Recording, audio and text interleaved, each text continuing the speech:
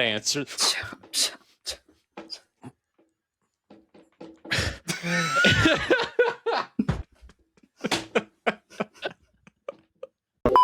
We finally passed 1,000 subscribers. Thank you, everyone, for being here. This is super exciting. So we wanted to do a 1,000 subscriber AMA special extravaganza, and that's exactly what we're going to do today. But first, before we get into the list of questions, we have to shout out the members that have joined us, that have decided to support us through membership. First of all, thank you so much, everybody who has decided to join. You will be helping us achieve a new non-orbital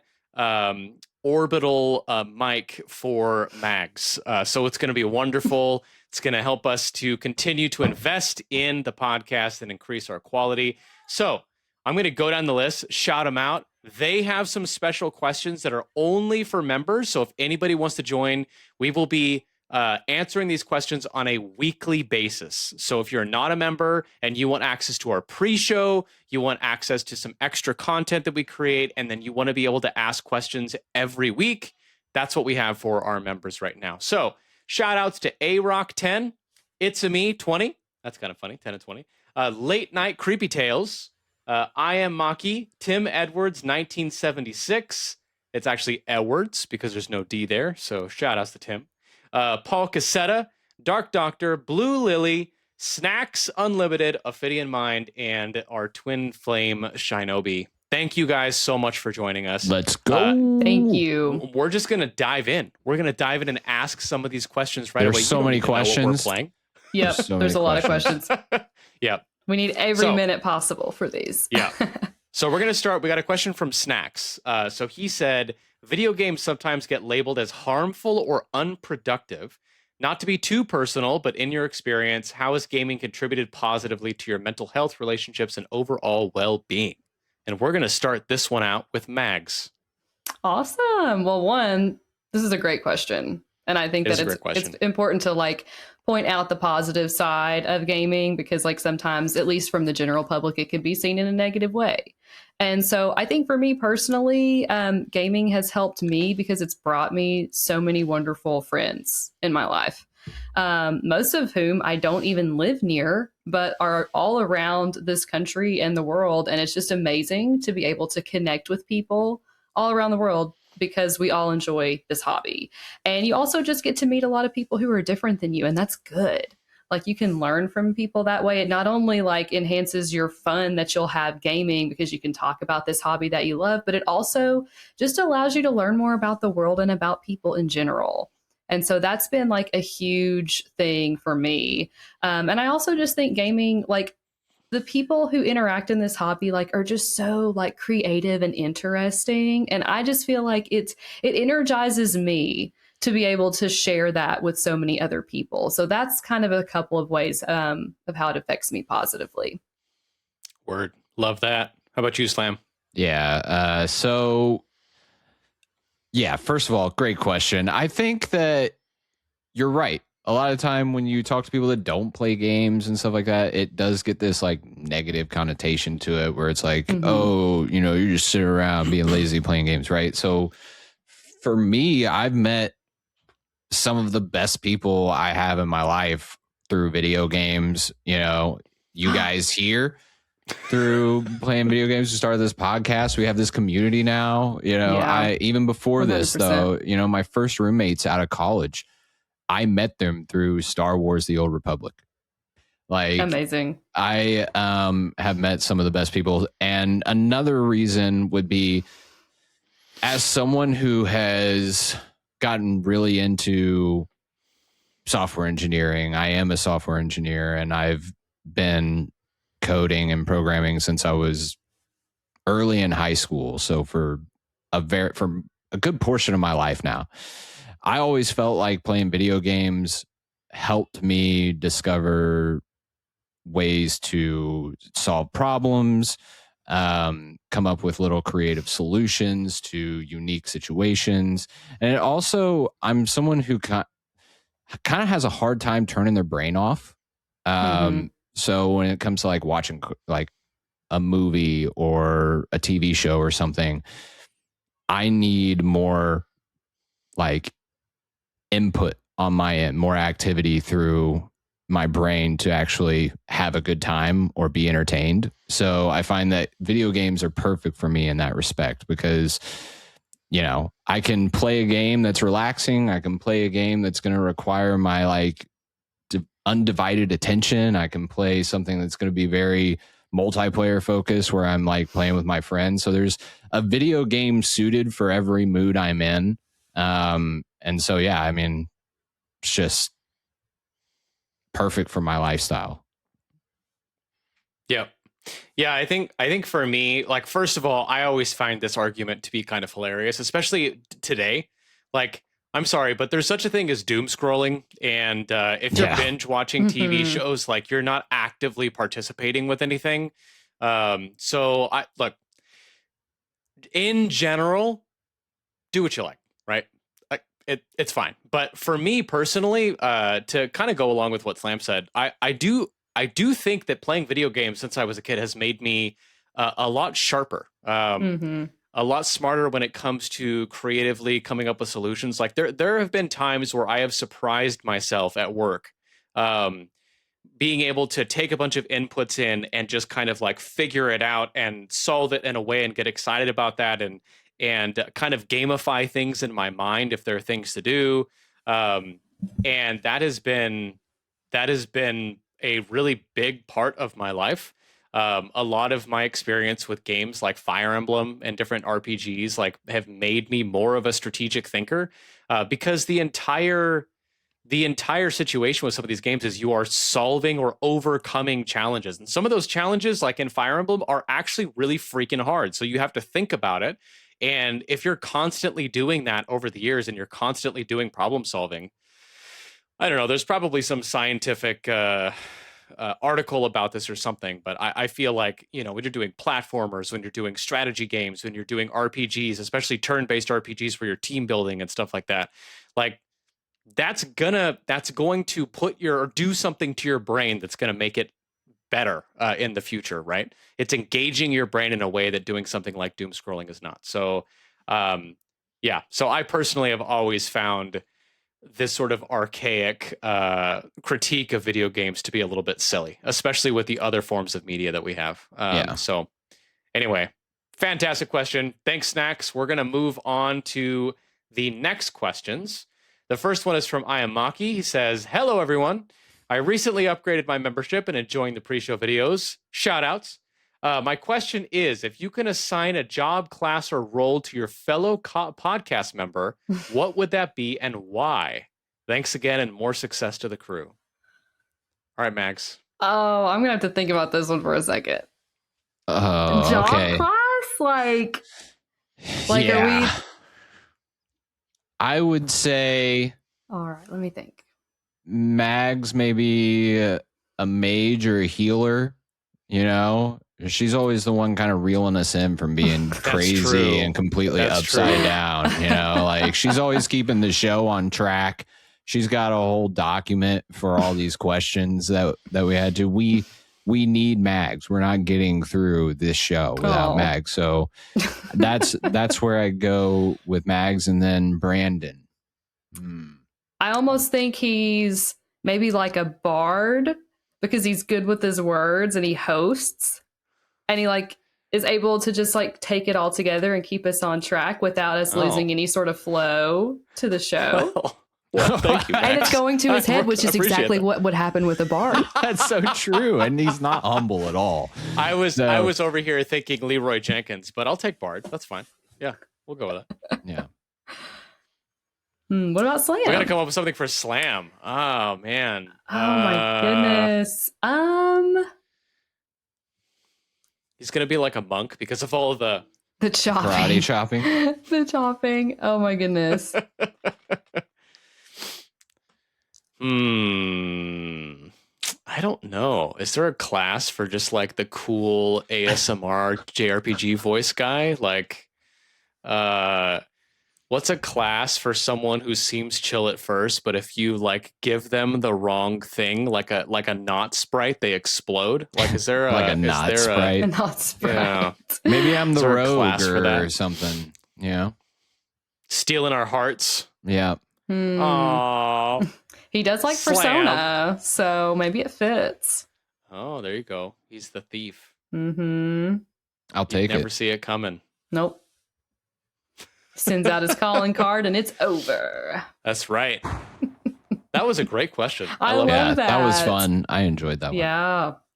All right, we're going to stick with that one. The next one, we got ARock10 asking a longer question, so bear with me here. He said, hello, Level Up Legacy Podcast. My question is about the quality of life in long-running games and quality of life in games in general. So Pokemon games, especially the Switch era generation, 8 and 9, have made quality of life so easy and way less grindy for you to train and level up your Pokemon that it makes going back to the old games like GBA and Nintendo DS feel like a chore and exhausting once we start playing with all those changes and they've started to sink in. Same with Fire Emblem, Dragon Quest, Yakuza, and even some ARPGs or old hunting games like Monster Hunter, etc. How do you feel about it while playing old school games, and how do you overcome the comfort/discomfort that quality of life changes bring? It's a good question. That is a good one. I enjoy the quality of life features. I'm not going to say that I don't, mainly because I only have so much time that I can game. Just like, we have limited free time, and I feel like in a lot of ways it can make things easier. Like, they referenced Pokemon. Like, that is huge because then you don't have to spend as much time grinding and you can just kind of enjoy the game and not get bogged down if you don't enjoy that part of it. So in that sense, I do appreciate it. And I think that it's especially nice now when there's just so many more games and we all feel like we have to play all of these different games and we just want to have the time to do that. But it can be difficult when you go back to games that is not the case. And so I think that, you kind of have to like shift your perspective a bit when you go and play an older game and kind of mentally prepare yourself for it so you don't get like super frustrated with it. I think it's just all about like making sure you're in like the right mental space for that experience. Yeah, I think I am with you. I like quality of life changes 9 times out of 10. Mm-hmm. Sometimes they can make too many quality of life changes, and I'm going to use Dragon Quest VII Reimagined as an example here, because I think that the game suffered in a lot of spots because the quality of life changes were too focused on simplifying the game conceptually and ended up making it so some of the best parts of the game really weren't introduced until way too late. So I think it can be overdone. It is possible to overdo the quality of life stuff to a point where the game just doesn't feel like the game anymore. But for the most part, the quality of life stuff is good, and I'm happy with it, especially in the examples you gave, like Pokemon and Fire Emblem and things like that. Mm-hmm. Yeah, I have thought about this a lot, actually, because I like going back to some of these older games. I think the challenge is there are some of the older games that desperately need quality of life features because they're way too slow, or there are things that are not good, not because it's old, but because it was designed poorly. And so having a quality of life change to speed things up just makes a lot of sense. Like I'm going to pick on White Knight Chronicles because we don't talk about it very much. But like White Knight Chronicles and White Knight Chronicles 2, those are PS3 RPGs. They were fine. White Knight Chronicles 2, like the entire game was backtracking. Like that's literally what the game was, right? So that kind of thing, it just kind of takes you out of the experience and it makes it so that it feels like a slog rather than enjoying what was supposed to be good about the game. But at the same time, like I started playing Legend of Dragoon recently, right? I've talked about it a little bit. That game is a prime candidate for a remake. However, Oh, yeah. however, when I've played it, I've just come to have an appreciation for the progression that you feel throughout the game and the progression that feels earned. And the same could be said for like old Pokemon games, right? Like I played Pokemon Red last year, and Pokemon Crystal. And yes, you don't have the experience share. You have to level up your Pokemon one by one. It does take time. But there is something fun about earning that progression. When you have a Pokemon that you've spent the time and you've leveled up, and you're getting through because this is like a hard earned thing, there is something that feels special about that. It is slower, and you do have to be in the right mindset for that. But I can't say that, at least for me personally, I enjoy the game less. In fact, in some cases, I actually enjoyed it a little bit more. It just felt like a more meaningful experience when it's not all being streamlined, right? So I'm with Slam. I love quality of life features most of the time. But there is something to be said about some of these older games that kind of give you this feeling of progression, that rewarding feeling of putting in the time and getting something meaningful out of it and moving forward. So I think it kind of depends on the context, but that's kind of where I land on that. Awesome. That was a good question. Mm-hmm. All right, last one for the members from Paul Cassetta. Recently finished Trails First Chapter Remake, shout outs, and it helped me get out of a personal bad time. So I was wondering, what's your game that you played and it just hit so hard it brought you out of a tough situation or time in your life? Yeah, that's a good question. I think for me personally, I've shared this a little bit, I think, before on previous episodes, but definitely the Mass Effect series as a whole definitely helped me through some pretty tough times during my college years. And I think it's just, those games are just so good. You just get so sucked into like the mission and the overall story of Shepard and all the characters and just kind of how it's your story. You can make decisions. You can choose how you're going to talk to people, whether you're going to be nice or maybe sassy with the renegade options.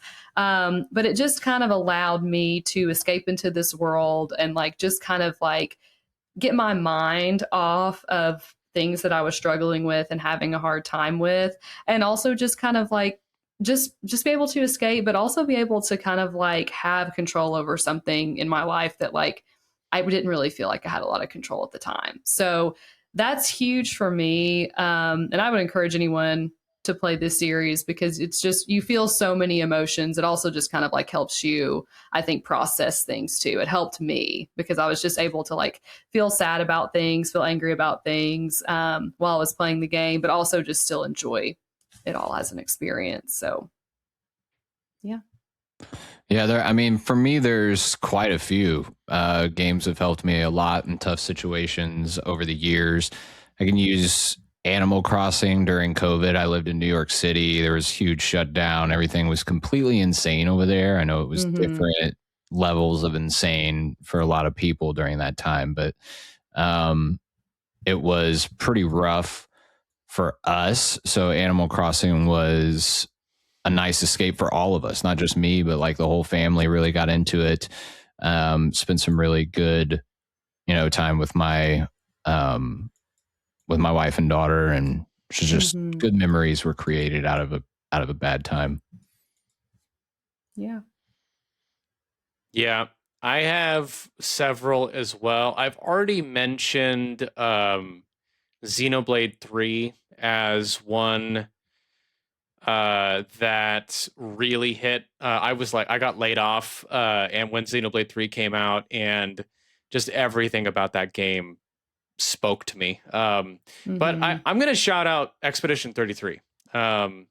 Expedition 33 came at recently at a pretty difficult time in my life. I don't necessarily need to go into details here, but it was a very difficult time, feeling very lonely, struggling with what I wanted to go. Actually, I was also laid off in that particular scenario, trying to figure out what I wanted to do, how I wanted to spend my time, kind of in a rebuilding phase of life. And the story and the message of Expedition 33, and even the ending, just everything about it just hit so hard for me. And that game just like, it was living in my head rent free for months after it came out. It was, my game of the year, and there's a reason for that.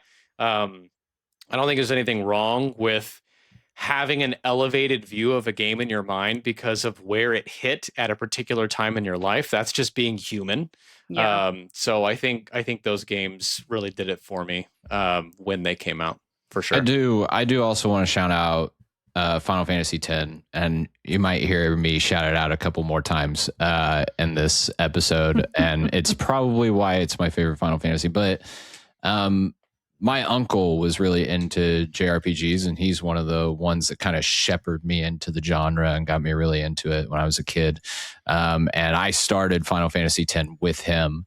And I didn't quite finish it. I was a little young, but I went back to it. And when I finished it later, it was actually after he had passed away. And it was just one of those times where it was like an opportunity for me to connect with those memories with him. So, yeah, that's another one.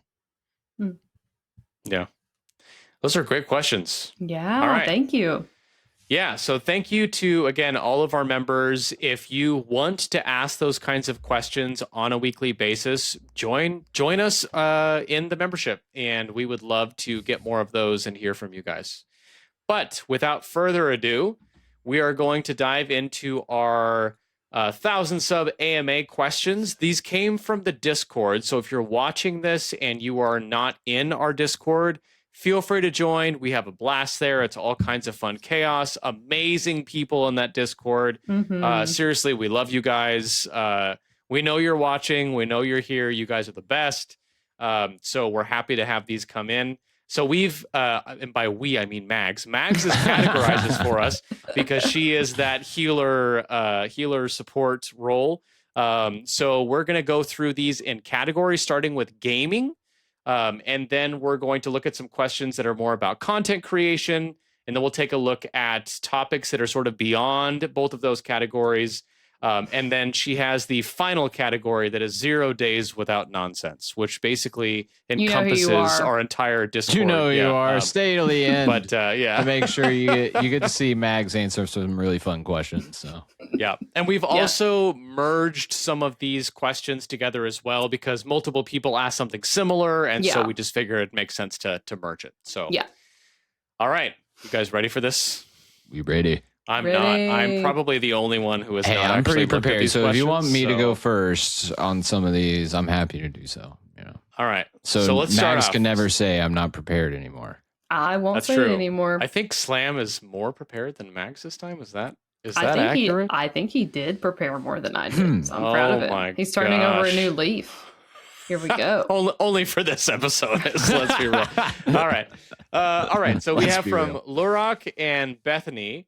What are your top 3 games from your ever-growing backlog that you want to tackle relatively soon? And what games have you been super excited for and never got a chance to play or finish? Sure. Okay. Easy answer for me would be all the Cold Steel and Trails games in general. Let's just get those out of the way because those are all in my backlog. I'm trying to catch up with them. I'm on Trails of Cold Steel 2 now. Finished Cold Steel 1 earlier in the year. So yeah, those games, easy wins. Daemon X Machina Titanic Scion is a game that I've been really, really curious about and really excited to play. I still haven't got to it just because so many things have come up and so many games have been coming out. But at some point, I will be playing that. I actually have it. You see the collector's edition right there. And then one that's like not an RPG that I picked up recently on sale, Star Wars Outlaws. I want to play that. I'm excited. I have it. I'm excited to jump in. I love Star Wars, and I've always been it's always been a game that I've been like, oh, I don't know if I'm going to like it or not, but I'll catch it if it's on sale. And then they fixed a bunch of stuff with it, so I'm really interested to check it out. I do want to play that one. Word. All right, Max. Okay, so the three that I'm thinking of, I actually just started one of them, Tokyo Xanadu. It's a Falcom game that's not Trails or East, so it kind of is in a unique spot because of that. And it takes a lot of elements from both of the series and kind of meshes them together in like a modern day Tokyo setting. So I just felt like it was the right time because this Kyoto Xanadu is coming out this year. So that was on my list, and I actually just started it this week. So super happy to start knocking that one out. And then two others, I would say one is Persona 4. In some form, I want to play this game. I don't know if it's going to be the remake, if it comes out, fairly soon, or if it's not, then I've got my Switch copy of Persona 4 Golden, like, ready to go at some point. So super excited about that one. And then the last one is, it's an older Otome game, which is like a visual novel with female protagonist and typically has like love interests in different routes. It's a Otome game called Caller X Malice, and it's kind of like an Ace Attorney style Otome game where you're like a female detective and you have to investigate these series of crimes in Tokyo. And I really want to play it. I've heard it's awesome, like just one of the best Otome games out there. And it's on my list to hopefully play soon. Definitely this year. I'm hoping to knock it out. So we'll see. I've seen this game before. Mm-hmm. Interesting. He's probably going to buy it. Not on the podcast. We'll this see. time. We'll see. Yeah, we'll see. Slam and I know better. How long I last, yeah. All right, so for me, let's see, top 3 games of my ever-growing backlog that I want to tackle relatively soon. I do want to play Tokyo Xanadu. Yes. I've had that game for ages. Mm-hmm. Thanks to Tay, shout outs to Tay. He definitely sold me on that one. I just haven't gotten a chance. I played it and beat it, and I'm going to play it again. Yeah. Let's go. Does Trails in the Sky SC count? It's not out yet, but I know it's coming, and I want to play it soon. So I'm gonna let it count because it's Trails. So you're good. Yeah, it's all good. Right. I got the mag seal of approval. Let's go. He's the biggest Trails fan we know. So that's true. He likes it more than I do. I own them all. Mm-hmm. And then I'm gonna go retro, or somewhat retro. There's so many somewhat retro PS1 branded games I want to get to. Somewhat retro branded. I really want to play Skies of Arcadia. I have it. Oh, I love that game. I never played it on the GameCube. I had no idea what it was. It doesn't hold up great. And but I've tinkered with it before, and it was like I can get into this. Like I know it needs a remake. I think. Sure, but I don't know if we're gonna get one, and it's one of those games that so many people talk so highly about that I'm just like I gotta dive in at some point. So nice. That's another one. Other games that I've been super excited for that I never got a chance to play to finish. Honestly, for me, like the Super Nintendo PS1 era, there are some classics that I love that I got super into, but I didn't get into JRPGs until the PS2 Slim came out. Like the PS2 Slim is how I played all of the Final Fantasy games. So there are so many that I didn't get a chance to check out. And I would love to dive into a whole bunch of those. There's some really unique ones, and I have a bunch of them that I got when I started getting into collecting again, but I haven't had a chance to play. So yeah, I'll probably bring some of those up again. Cool. Nice. All right. This one's from Stacy. Shoutouts. What are your 3 favorite characters that are not in JRPGs? Okay. I would say Snake in any of his forms from Metal Gear. Metal Gear. Link, Legend of Zelda. Easy. Right? Okay. Eve from Stellar Blade. Oh. Okay. Love that game. So cool. Is that not a JRPG? It's not. It's mainly like I wouldn't call it a JRPG simply because there's really just not a lot of RPG elements to it. It's very heavy action, emphasis. Gotcha. And then Nathan Drake from the Uncharted series. Oh, yeah. Nice list. All right, you go, Max. How do you think about this? Okay. What do you think about this? I definitely thought about this one. So definitely Garrus Vakarian from Mass Effect. Literally one of the best party members of all time in any game. One of the best video game romances of all time in any game. Just awesome. He's pretty sick. He's one of my faves for sure. I would say Varric Tethras from Dragon Age.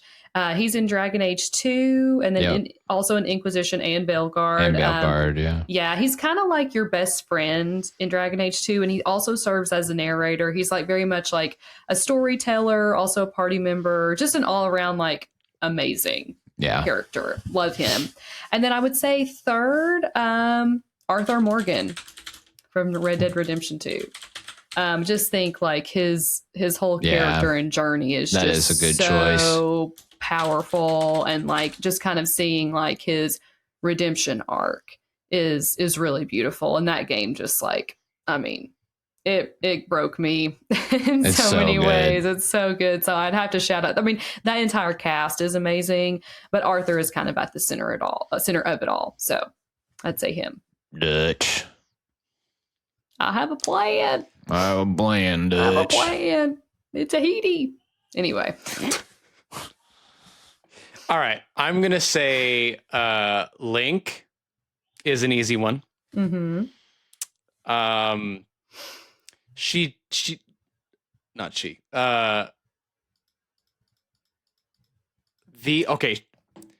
It was not specified that it had to be a video game. So I'm going to say Edmond Dantes from The Count of Monte Cristo. That's the main character of that book. If you've never read that book, he is freaking incredible. Yeah, that book is amazing. So I'm going to say that one hit me. Let's see. I've heard from some people that Expedition 33 is not technically a JRPG. Oh, gosh. This is gonna be Stop it.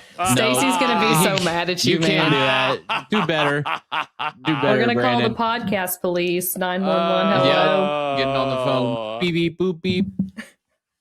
Ring, ring. Hello. Fine. Let's say Samus. Oh, okay. Yeah. You got it. That's cool. See, you thought of one. You didn't have to cheat. Buddy.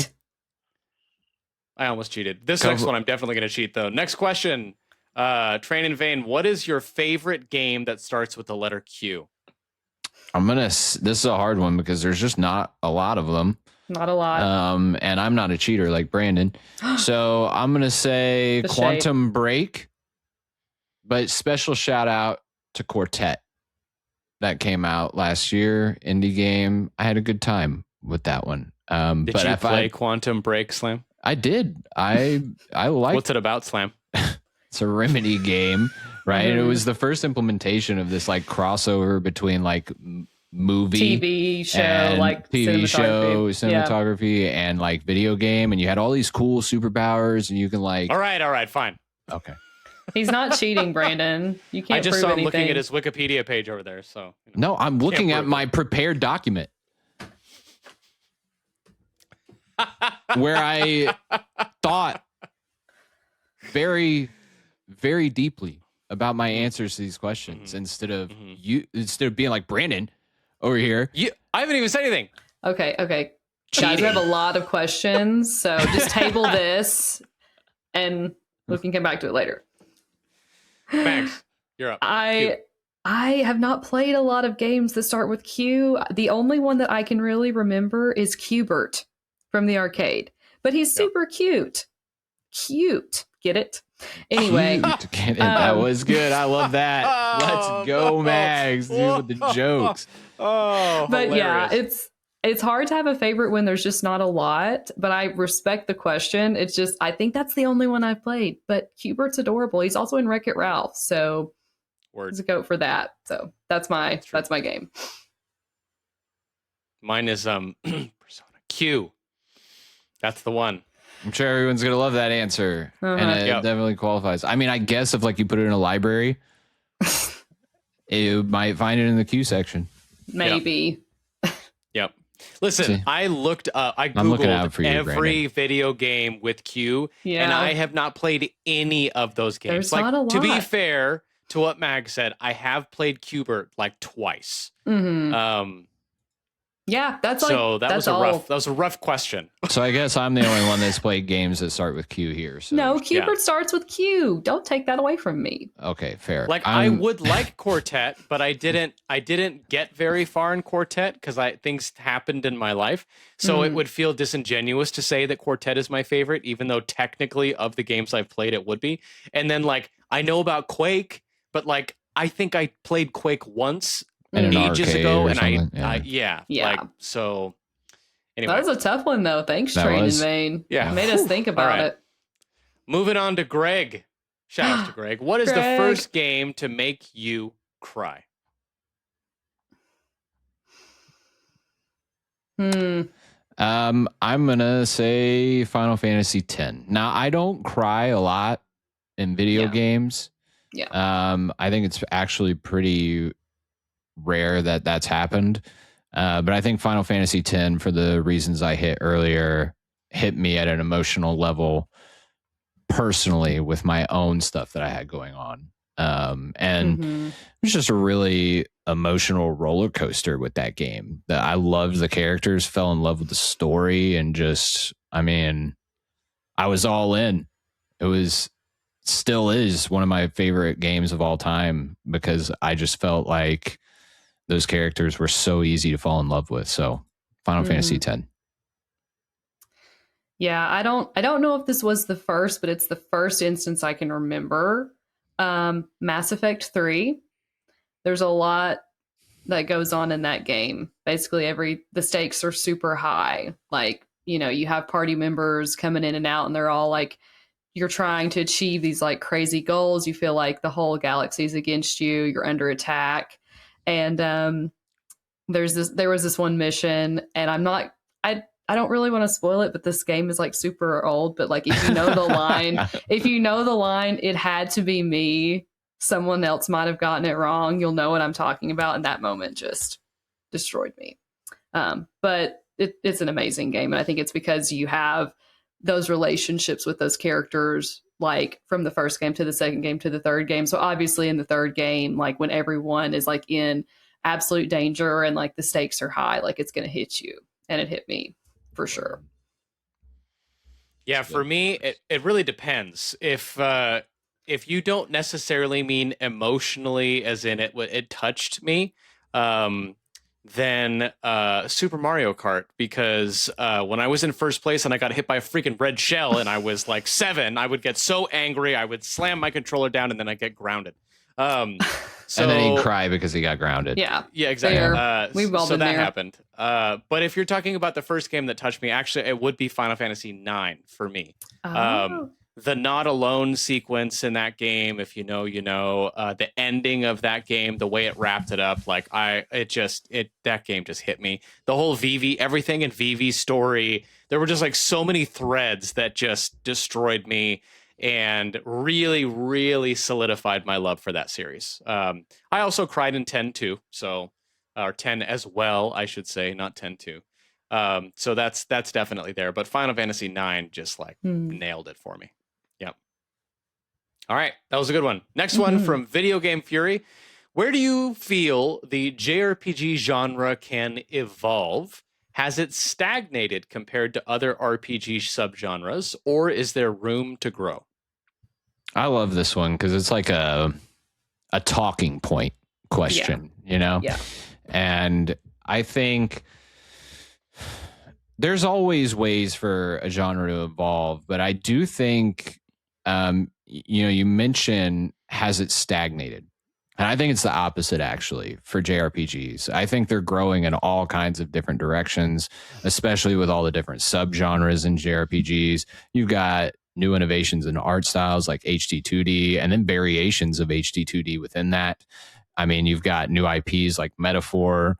You've got, all the subgenres, action JRPGs, and, tactics and everything else. You've got all these different ways to play JRPGs to the point where people like us we almost exclusively play JRPGs, and we don't get tired of them because there's just such a wide variety of them and so many different types of them. And I think the rest of the industry is trying to find that, like creativity and balance. We are talking about all the different, new titles that are getting announced everywhere else. And you've got some similar things happening with, the third person over the shoulder, like movie style video games that have been happening for a while now.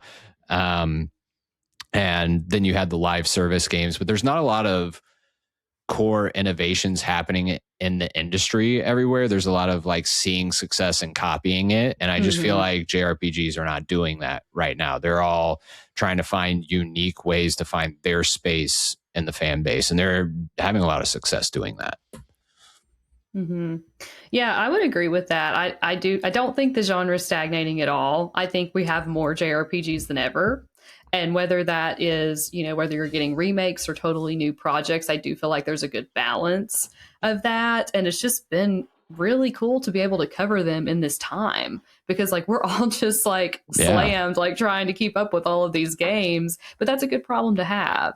And it's a good problem to have that so many of them are so interesting and different too. I think the one thing that I would love to see the genre like innovate on more, though, is just giving us a more diverse group of like leads in these games. Like I would love to see more women. I would love to see more people of color. I'd love to see more people from different cultures just represented in this genre, because I feel like that is something that we see a little bit more of outside of JRPGs. Like there is some innovation there in other genres that's just not really in this genre. It doesn't mean that like the protagonists and the representation is bad.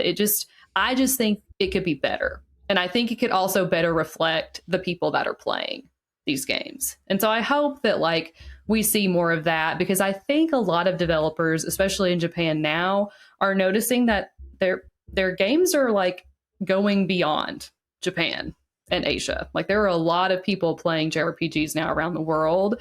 And so I kind of hope that that allows them to diversify the characters in their games a little bit more. That's my hope. And I think that's the main way or main place I'd love to see innovation. Beyond that, like I think we're in an amazing time for JRPGs. Yeah, so, I would totally agree with that. I do think there are specific areas outside the JRPG genre that they could benefit from. But yeah, I mean, you nailed it. So I'm with you.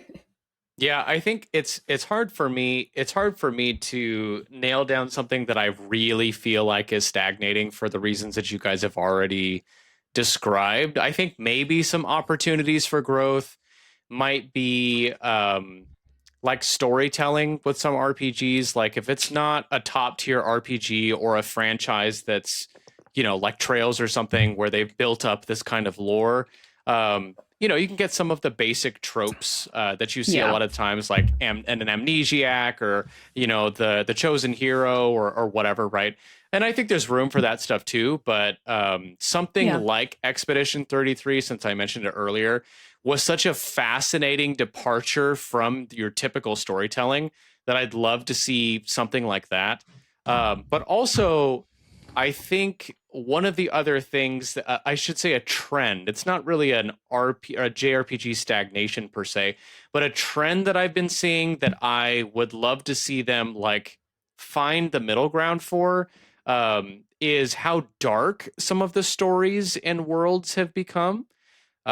Because some of our favorite RPGs of old, like even Final Fantasy VII, right, the original, it maintained some dark themes while still being very silly and goofy, and there are like off the wall things that make you laugh because you don't expect it, and so your overall experience is it's pretty enjoyable, right, while still being able to grapple with some of those themes. And so for some of the larger JRPGs that are being published, like Final Fantasy 16, for example, I loved playing 16. But when you compare that to the larger RPG atmosphere, like I really don't want to necessarily see them continue to go in this direction. That is something that I think, again, Expedition 33 nailed pretty well as well. There was a balance there. It was very dark, and yet with characters like Monoko and the interactions with Verso and everything, like they were humorous and goofy, and there was always something lighthearted during some of those darker themes that made it so that you never felt like it was unbearably dark. And I think just like gaming in general, there's been this sort of push for like the mature, gritty, dark stories, like chasing the Game of Thrones kind of feel. And I'm like, we don't need that all the time, right? Like once in a while, that kind of thing can be good, but I like seeing more of a variety of tones and storytelling in JRPGs in general. So I'm just honestly at this point trying to figure out something to say for this, because I really don't think we're in a spot where JRPGs feel that samey overall. Like maybe in an individual franchise, like you could make an argument for like Dragon Quest or something. I don't necessarily think that's a bad thing, but by and large, like we already have a pretty good variety of things going on when it comes to battle systems and world building and all of these kinds of things, right? So yeah. All right. Ready for the next one? Yeah. All right. From AU Death Punch 97. What's a game you'd each recommend to people who haven't experienced JRPGs or wanting to get more into the genre? That's interesting. It would be hard for me to recommend just one game for everyone, right? I think it's very heavily dependent on the person and what they enjoy. Because as we just discussed, there's just such a wide variety of games to choose from. But I think if I had to choose one, just because it's fresh in my mind, and a lot of my criticisms are around how accessible it is, and that would be Dragon Quest VII Reimagined. I think that it carries traditional, like all the traditional JRPG systems that you should kind of come to terms with and understand. You know, it's got like job system, turn-based combat, great story, great soundtrack, an amazing party of characters, good exploration, and it's got like all the things that you look for in a great JRPG, but it's also pretty accessible. One, because it's not that long. It's been shortened quite a bit. Two, it introduces these systems very gradually. So you're not like rushed in like Xenoblade, where you're kind of bombarded with all these different systems that you have to kind of get accustomed to really quick. And it's very easy from a difficulty standpoint. I'm playing the game on hard, and I'm just like kind of mowing through the game. It's literally one of the easiest JRPGs I've ever played. So I think that it introduces you to a lot of the things that, you know, fans of the genre really adore, in a really kind of more streamlined way that's not overly complex, right? And it's not an overly long, drawn out game either. But I will say that if you're someone that's coming from, you know, a background where, let's say you played primarily a PlayStation and Xbox first party titles, you're familiar with more big AAA games, modern graphical fidelity that looks more realistic, stuff like that. I'm going to call out Expedition 33, because it's just so approachable, and it's one of the best games from a story standpoint that you can actually experience. Right? It looks amazing. The soundtrack is like, this game top to bottom is absolutely stunning. Is it challenging every once in a while? Yes, it can get pretty challenging, but I got my brother to play it. My brother does not like JRPGs at all. Like, this is not his thing. He doesn't play them. He doesn't enjoy them. He plays completely other genres of games. And if I brought him Dragon Quest, he wouldn't want to touch it. But he loves Expedition 33. He's having a great time with it. You know, he's so glad that I recommended this game to him. And now he's actually interested in trying out other, you know, games in the genre. So I would say one of those two, depending on how, like, do you want to play a game that's kind of more call back to the roots of the genre, or do you want to play something pretty modern that has some, you know, elements from other video game genres in it. I would go back to like personal experience with this one, because for me, like I played JRPGs when I was younger, and then there was kind of a period of time where I played a lot of different kinds of games, and Persona 5 was what reeled me back in to JRPGs. Can you and so believe I think Mags is recommending Persona 5 and not me? I was so hoping you weren't going to say it, because I was like, that was what I was going to say. So I should stop going last for these questions. Shoot, dog. You don't have to go last every time. You're the host, Brandon. Go first on the next one. Yeah, you can do whatever you want. But I would say Persona 5 Royal, just because it does have some more like quality of life features. It's the definitive version of that game. But I just think like it's just so gripping. Like the style of it, Edge like of the your seat. aesthetic, like the art, the music, just like all of that. The fact that it's in Tokyo, which is a place where I feel like a lot of people are just curious about or want to visit. And the fact that like you're getting to like combat like some of the worst aspects of society. And I just think that's just a very appealing prospect to people. Like I know it was for me. And so it's just very much like a game that's going to suck you in. And I remember after I finished Persona 5, I was like, I want to play more games like this. And so I think just for that reason, it's a good one to start with, because it kind of opens your eyes to like what JRPGs can do. And then if someone's just starting out in the genre, it can kind of help them to be more like interested in what else is out there. So that would be my recommendation. Yep.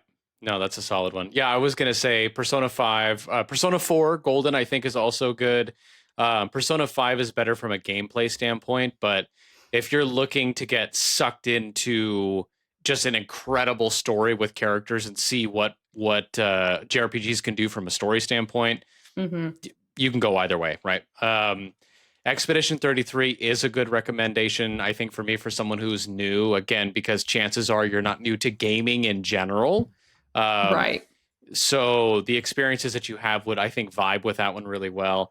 I will often also recommend like Dragon Quest 11, because I think that's Dragon Quest 11 is like a solid classic RPG feel that really takes it in a different direction as you continue on and get to the end, with a solid cast of characters.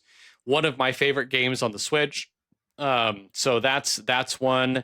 But then a lot of times if I'm talking to someone who's looking for recommendations, I'll stick to franchises and then give them sort of options for where they can start. So like Final Fantasy is an easy one for me, right? I'm like, hey, if you want to try like classic retro JRPGs, like Final Fantasy IV and Final Fantasy VI.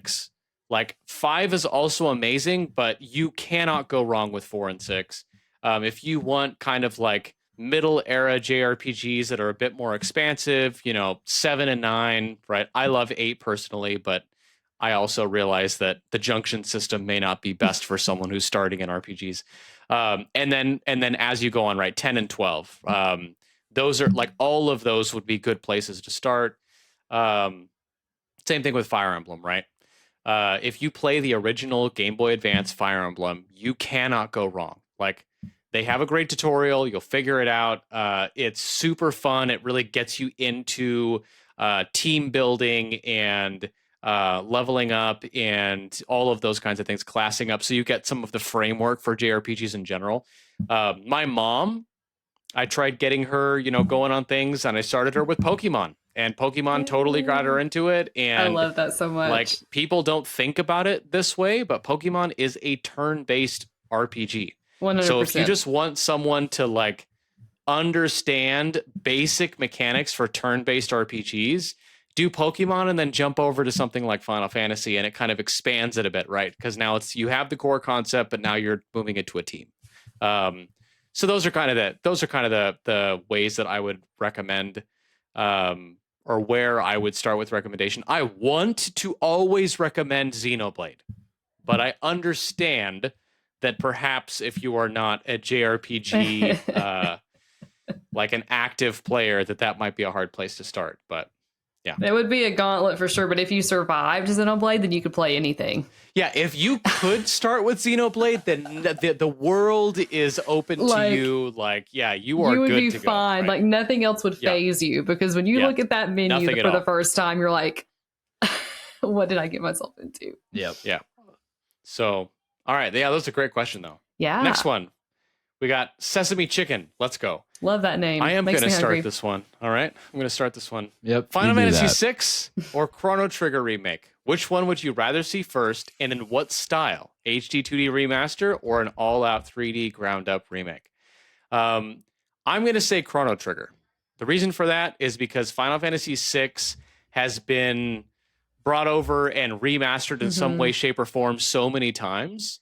Don't get me wrong. I would love to see Final Fantasy VI get an HD, like a full-on HD 2D remake. Yeah, like the whole Dragon Quest thing. Do that with Final Fantasy VI and 4 and 5.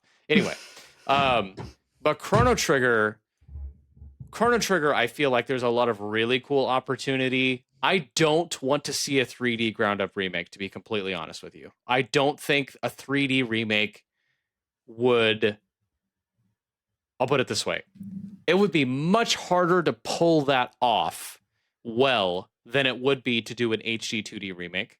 And I think you can do a lot of things with an HD 2D remake. If they wanted to get into voice acting, all those kinds of things, we've seen from Octopath and Dragon Quest that they're able to do that very, very, very effectively and expand the world in a way that makes it feel classic, but makes it beautiful and like a totally different experience. Like Dragon Quest 2 is an amazing example of this. Like they made that game something else entirely, even though it is faithful to the original.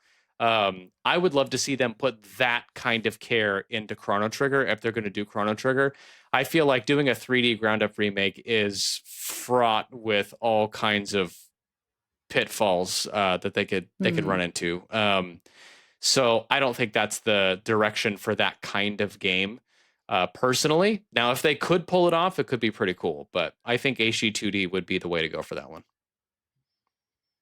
Word.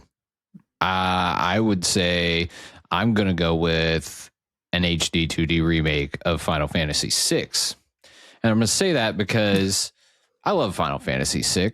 I want to see it get remade. But the real reason I say Final Fantasy is because if they remake one, it will be very successful. And if they remake Final Fantasy VI, it will maybe be so successful that we get a bunch of other Final Fantasy remakes. And I would love that because so many of those games I would love to replay with like some HD 2D treatment. Big time. So that's why I say Final Fantasy for the potential of all my other classic favorite Final Fantasy games getting remade. It's like when I got excited about the Dragon Quest VII Reimagine because of the potential for Dragon Quest 8. It's not, I mean, it's valid, honestly. Yeah. I think for me, I would prefer Final Fantasy VI with HD 2D because I just think if you go beyond that with like the 3D like ground up remake, you kind of lose what those games are. And so you want to retain like just kind of the style and era that they were made in. But you like in that sense, though, they're still a bit more polished. They're still a bit more like visually appealing, but they don't lose their identity of what they were. Totally agree. But I've not played Final Fantasy VI and I really want to, like, just knowing a little bit of what I know about the premise and everything, like it is a game that I want to experience at some point. And so selfishly, I just want to remake because I just think that would be such a cool way to play it for the first time. So yeah, I think something that people don't realize when it comes to like remaking Super Nintendo era games is like Final Fantasy VI, like go play that and go watch how ridiculous like some of those Ultros battles are. Like you have a battle where you are falling off an airship fighting an octopus in the sky. You can't make that feel legitimate in a 3D game. Like you can try. Square would figure out a way. Dude. I mean, okay. To be fair, like Final Rebirth Fantasy has done some pretty cool things. Or Rebirth, yeah. We've had. But some I feel like scenarios. I feel like again, they could potentially pull it off, but it's way more risky to make that feel like it fits in the way that the pixel art style did it. Because the way they did pixel art games back then, like they didn't take themselves too seriously. And so I feel like there's a lot to be said about maintaining that kind of context for those kinds of goofy moments. Yeah. But yeah, if either of those were announced to the remake, I would lose my mind. Yeah. Like that would be so exciting. So, all right. Next one from Kasam Shear. With the announcement of the new Dot Hack game that seemed like it never come, which is super exciting, what's a series that seemingly is long gone that you'd like to see another game from? Legend of Dragoon, baby. Legend of Dragoon, baby. Let's go. Yeah, in sync. Let's goes. I know Legend of Dragoon only had one game, so we can't say it's a series. And if it had to be a series, I'd probably choose Shadow Hearts because I think that heck yeah, dude, those games are awesome. Yeah. Why aren't there more of them? Right? They're weird. They're cool. They've got all kinds of interesting mechanics and gameplay systems that other games aren't using right now. Come on. Can you imagine, dude? Yeah, that would be sick. At least give us like a Shadow Hearts trilogy on cartridge. You know what I'm saying? Let's shoot. Yeah. Come on, man. Yeah. Easy. Just give us a call. Barely an inconvenience. Yeah, just give us a call. We'll give you all the advice you need to get this up and running. That's right. Yeah. All right, Max, what about you? So this might be a weird answer to this question, but it's what I immediately thought of. We did recently get a Dragon Age game, but essentially like that series is toast. And so I think for my answer to this question, it's just like, I just love to see more from that world. Like if I could ask for one where I just feel like the series is long gone, like it's long gone, but it's just one of my favorite Western RPG series. And like, I just don't feel like it should be done. There's just so many more stories that could be told in that universe with that lore, with those characters. So like for me, even though it's not something that's been gone a long time, it's probably going to be gone forever now. And I just love to see it continue. So that one broke my heart when I kind of heard that the team for that game was pretty much dismantled and Veilguard wasn't well received, or at least not as well received as they had hoped. So my hope is that, one day we could still get something else in that world because it's just so special. Yeah. Yeah, there's one game I want to say, but if it's a legitimate series, I have to say it's got to be Valkyrie Profile for me. Like, were you going to say Parasite Eve? No, I wasn't. Oh, okay. That one too, though, because that one's also third birthday is just. But no, Valkyrie Profile, like Valkyrie Elysium, I refuse to acknowledge that has anything to do with the Valkyrie Profile series. We need a true Valkyrie Profile 3. Like Valkyrie Profile 2 on the PS2 was amazing. I loved that game. I loved the story. The gameplay mechanics are still like nothing else you have ever played in an RPG. Like they maintained the like the 2D battle system, the button-based battle system per Einherjar from the first one, but then they made it in a 3D plane, and where you positioned your characters could determine how much damage you got and how much damage you took or didn't take. Like, they just really made it something cool and unique. And then we got Valkyrie Profile Covenant of the Plume on the DS, which is a strategy RPG. I love that game, but it's a different genre. And then after that, we get Elysium, which is just like not even a Valkyrie game. Let's be real. So I don't know why they decided that the amazingly unique battle system and story and characters that they set up from 1 and 2 weren't good enough to do a third one, like a legitimate third one, but I'd love to see that one come back. All right. Word up. Next question. Yeah. From G Bautista 100. Let's go. What a cool name. You can only play one series for the rest of your life. What are you choosing? For me, this was an easy one, and it's Final Fantasy. There's so many games, and they're all very different. They're all very different. All of the games are drastically different stories, different characters, completely different gameplay systems with new innovations, and just like there's just such a wide variety of game experiences to have with Final Fantasy. And you can mix it up. You can mix it up, and even if you get this, if you include the spinoffs in there, you got Final Fantasy Tactics. You got, bro. If you include the spinoffs in there, I don't even think you could play all of those in your lifetime. Good grief! So it's Final Fantasy. For me. You got Chocobo Racing. You got that Mystery Dungeon. Game? Yeah, you got the snowboarding game. You got Urgites. God bless the ring. Let's go. Okay. Anyway, Mags, what about you? I don't think anyone's going to be surprised if I say the Trails series. What? No way. I'd be shocked and appalled. Oh my gosh. There's just so many like small little stories within the larger story of Trails. And the more that you play them and replay them, the more connections that you find. And so I think like I would be able to just like take all that in and it'd be amazing. Not to mention that like they're long games and they have a lot going on and the stories are just really, really good. And so I don't think I'd get tired of it. And I don't think I'd get tired of just kind of seeing how they tie everything together because it's just done so well with so much thought and planning. I mean, I was talking with some of the folks from the jrpg Pursuit today. We were doing a video just about how like Falcom like planned the series from the beginning. And like even like 13 games in, which we're at now, like you can tell they knew exactly what they were going to do with this story at the very start. And I just think that's so cool and so ambitious and so worth like praising. And so, yeah, I'd be content with it. Word. Just like Brandon said. In an effort, yeah, right.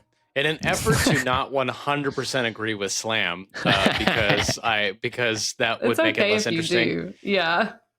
Look, he's right. If you could add the spinoffs into Final Fantasy it's everything. Like that's more than enough, right? But to keep it interesting, I'm gonna say probably Fire Emblem for me. That's what I thought you would go with. Maybe isn't that interesting because everybody would see that coming, but that's a good one. Fire Emblem, any individual Fire Emblem game I can replay like 30 times and enjoy myself. So if that would be true, like having the entire series and that's it, like I would be a happy boy for the rest of my life, especially if sticking to one series included new games coming out. Yeah. Right. Oh, totally. It would have to. Then I'm good. Yeah. Yeah. Then I'm good. So nice. Love it. Yeah. That was a great question. All right. Swanland asked, what are some old RPG franchises that seem to have been forgotten that are deserving of a modern entry, be it a remake or a sequel? I feel like this is very similar to the other question, so my answer is going to be the same. Legend of Dragoon, baby! Legend of Dragoon, baby! Let's go! Let's go. That's right. I saw this one and I did think of something, and we're actually going to get it. But Knights of the Old Republic. Yes, that's a great answer. I remember like thinking about that, and I'm like, what have we not seen in a while? What have we not seen in a while? And I'm like, oh yeah, and like at the Game Awards, we're already going to get something. Like I think it's almost like a sequel, like reimagining sort of thing, right? So that's exciting for sure. Yeah. So I'm with you, Max. Love to see that, and I'm excited because I feel like it's Star Wars, it's an RPG. You're going to have like choices and just a very like cool narrative. So that's exciting. Yeah. It is exciting. And the Pod Racers game too. Yes, dude. Yeah. That's another one. Freaking excited about it's that. Not an RPG, but it's like just a revival of something super fun. So yeah. I think for me, for this one, like I already mentioned Valkyrie Profile, Parasite Eve, to Slam's question earlier, I do think like I would love to see them come back with Parasite Eve. Don't make it stupid with the characters and stick to innovating on the original battle system. Like this is probably a theme that I could just get into with a bunch of these old franchises. I feel like too many of these old IPs, they tried modernizing it too much and they lost their identity. That was the same thing with Valkyrie Profile. Like, go back to the way it was, because that's what made them unique. They stood out back then, right? But the big one for me, and this game will probably come up again, is Radiata Stories. Like, I freaking love that game. That you would say that. Yeah. I love that game. And if we got a remake, like, they have extra content in the manga that expanded on the ending. That is probably the most controversial part of that game. So they could totally come out with a remake and add in like a golden ending based on the content they already have. And then if they expanded on that, like, Radiata Stories is still so unique with like the watercolor art style and kind of like the goofy music and the characterization and the way they did all the NPCs. Like, if they did a sequel to Radiata Stories and they improved on the battle system, you're talking about one of the best RPGs ever. Like, the biggest critiques of that game were the ending, which is just sad. There's multiple endings, but they're sad. And the battle system being too simplistic. It would not be difficult to be like, hey, let's enhance the battle system and do something with this, right? But yeah, it is still one of the most unique PS2 games, and I hope that one day Square will remember that it exists, because it's stuck on the PS2 and it is so quirky, and I feel like people would love that if they got like a remake nowadays. So yeah, gotta also call out Radiata. Shout out to Dark Cloud. Oh yeah, Dark Cloud's another one for sure. I would like to see that come back. Make a return. I mean, yeah, I'd love to see like Breath of Fire come back. I mean, there's all kinds of games that we could dig into, but we got to get on to the next question. So this one's from Paige. Shout outs to Paige. Shout out. Fem Trooper. If you haven't seen Fem Trooper's channel, go check her out. Check it out. What are each of your favorite games as a kid, and is it the same one as now? It is not the same one as now. My favorite game is, my favorite game as a kid still sits in like my top 5, right? And that was Ocarina of Time. Oh yeah. I was so obsessed with this game. I played it so many times. I knew it front to back. Played over at my friend's house.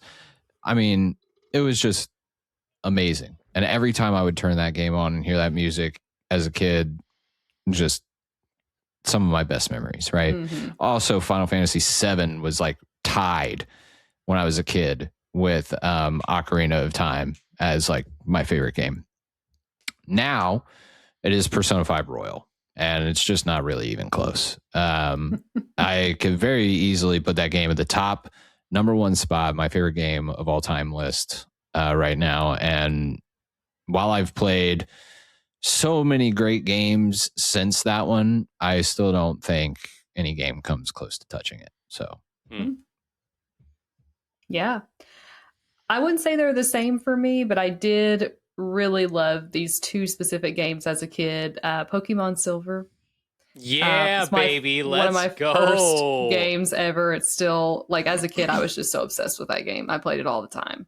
And Ruby as well. Those 2 just in particular, I just played so much of. I just like played them over and over again, like working with different teams, just like just learning all the ins and outs of it. And then also, it was Harvest Moon at the time. It's Story of Seasons now, but it's Harvest Moon Friends of Mineral Town, which is also on Game Boy Advance. I was obsessed with that game too. I just wanted like the perfect farm. I wanted to see all the little like cutscenes that you could get with the characters as you move throughout the story. Like, that was one of the first games where I like realized that was a thing.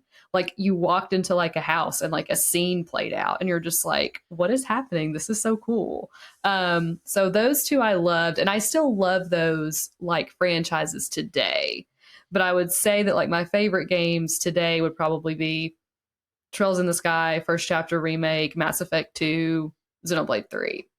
If I had to pick 3, that would be my top 3 right now. So as much as I love them as a kid, I still love those franchises now, but they are a little bit different now. Yeah.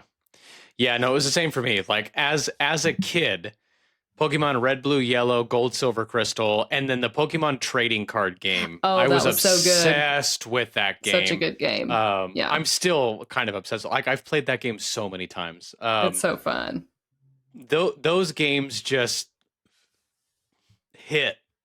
I mean, I feel like for a lot of us, right? Those are the games that got us into gaming in general, but even into RPG mechanics, right? So those definitely were top for me as a kid. When I did get the 64, Ocarina of Time and Majora's Mask, hands down, no question. Probably Majora's Mask because I was, in my edgy preteen phase, right? And so I really loved the dark story and everything. All of those games are still top tier for me, will always hold a special place in my heart. But I didn't get into JRPGs until high school. So that like changed the trajectory of my gaming tastes in general. Oh, I forgot to mention Link to the Past. That was another one. So it's just Zelda and Pokemon were like big for me. Nintendo guy. Yeah. But once I shifted into RPGs and went hardcore on Square Enix, like that took me down a different path. And yeah, now I would say similar to Max, right? Xenoblade 3, top tier for me. Dragon Quest 11, top tier for me. Fire Emblem, any Fire Emblem, but like Three Houses is top. Definitive favorite game? I can't. Don't ask me that question. We'll be here too long. I can't choose just one. Don't make me. Don't make me slam. What's one that you would consider in your top 5? Then you don't have to rank it. This is just a game you would. Okay, all of Xenoblade those. 3. Okay, there you go. Xenoblade 3 and Dragon Quest and Fire Emblem and Which Fire Emblem? All of them. That's not a top 5. So I've got an entire series that spans like years and years and generations. Don't make me choose. Oh, all right. This is why, by the way, everybody's like, on YouTube, like top 10 lists or like a way to get views or whatever. I can't explain to you. For those of you who have watched a top 10 from me and you think that I have like really strong opinions about where they're placed, it is so freaking hard for me to do a top 10 because I love them all. All of them are wonderful, and ranking them is just a format, and it's hard. So anyway. Yeah, I mean, if you asked me to choose like my second, third, fourth, fifth game, I'd have a hard time. But Persona 5 Royal is my favorite game. I feel like everybody's got you gotta have that favorite thing. You know what I mean? You in your mind, Brandon, you've got that feeling. If you ask me in any category, I'm going with Xenoblade 3. What my favorite is, because like if you were that's the first one he said. If you were like, Brandon, what's your favorite food? What's your favorite movie? What any of these things? I'm gonna have a hard time answering you. Like I like a variety of things. Yeah. Oh, I just smacked my mic. Sorry about that. Everything's okay. Don't apologize to us. Apologize to it. I'm sorry. Will you forgive me? It says sure. Okay. Next question.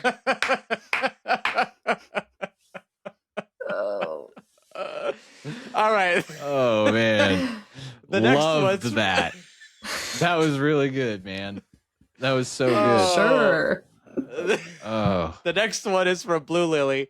Shout outs to Blue Lily. She's a member, by the way, so thank you. Yes. Which JRPG that you have played solidified your love for the genre? Was it your first one, or did your passion for it build up over time? Amazing question. One that's really hard to answer, actually. I have to go rewind back in time. You know what I mean? We do know what you mean, buddy. Yeah. You know what I mean? Do. Whatever. Listen. All right, we're getting off track here. We're being too silly. Focus. Laser focus. All right. I have to think back to when, because there was a period of time where I really did start getting into JRPGs, and I do think it built over time. I played a lot of different genres of video games.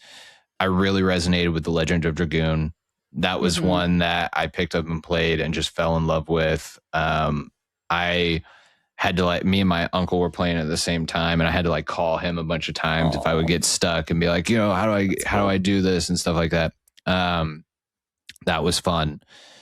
I think it built and built and built, and I was like really into these games. I had a good time playing them, but I think what solidified my love for the genre when at the moment where I was like, this is primarily the genre of games that I'm going to play. I'm going to focus. I'll play other games and other genres, but like these are the games I really care about. And that was Final Fantasy X. It was just such a point in my life. It was like a pivotal time where and we got so many good JRPGs like around, like on the PS2, right? And so, yep, we were getting hit with all kinds of like unique and cool, insane experiences where I was finally to the point where I was like, man, Final Fantasy X blew my mind. And I love Final Fantasy VII, and I loved The Legend of Dragoon, and I love like all these PS1 games that I dabbled in and may have not finished. And then I just started picking up a bunch of PS2 JRPGs. If I saw a JRPG, I was picking it up off the shelves. I didn't even have to know what it was. I was like, that's a JRPG. I bet I'll like it. And guess what? I did most of the time. So I think that was the kind of pivotal point where I was like, okay, I'm in. I'm all in. Give me all the JRPGs. What haven't I played yet? I'm starting to like do research, ask people, give me some recommendations, start me on this path, and yeah, that's just went up from there. And here I am now. And it's basically all I play. Yeah. Yeah, boy. Yeah. I would think I have it a bit similar. I mean, I started out playing JRPGs, like Pokemon was a lot of what I played as a kid. I played Kingdom Hearts on the Game Boy Advance. I played Kingdom Hearts. Wait, only on the Game Boy Advance? At least until I got like a PS4 and started playing like the first one. Those are the only ones I played. You started with Chain of Memories? I was a kid. I didn't know. Ride. Did you like? Were you so confused?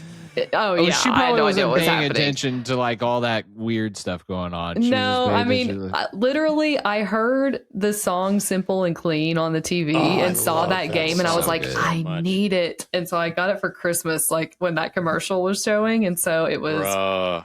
It was. Have you played all the other ones though? No. I need to play. That's a series where I've only played the first one a bit, and then Chain of Memories, and I haven't played any of the others. So you should at least play one Chain of Memories and two. Yeah, like two is so freaking good. That's what I've heard. Yeah. Gotta play anyway, two. I played a lot like when I was a kid, and then I kind of drifted off and played other genres. I've talked about it before. Like I played a lot of Western RPGs. I even played a lot of games like Assassin's Creed and like just different stuff. That was not necessarily a JRPG, but I think like what really got me honed in on the genre was Persona 5, just regular vanilla Persona 5. And that's when I was just like, oh, this is like next level. And it also kind of at the same time took me back to like all of those feelings that I'd had as a kid too, like playing older ones. And so that was kind of the pivotal point for me, though, just like thinking like I want to play more games like this. And so I just started to. That's when I got into the Trails series, because I realized that like Trails of Cold Steel was a lot like Persona 5. So I started playing Trails of Cold Steel, which just kind of led me down this path of like so many more JRPGs to where I am now, where it's like that really is all I play. Like occasionally I'll play something that's a little bit different and I enjoy those games.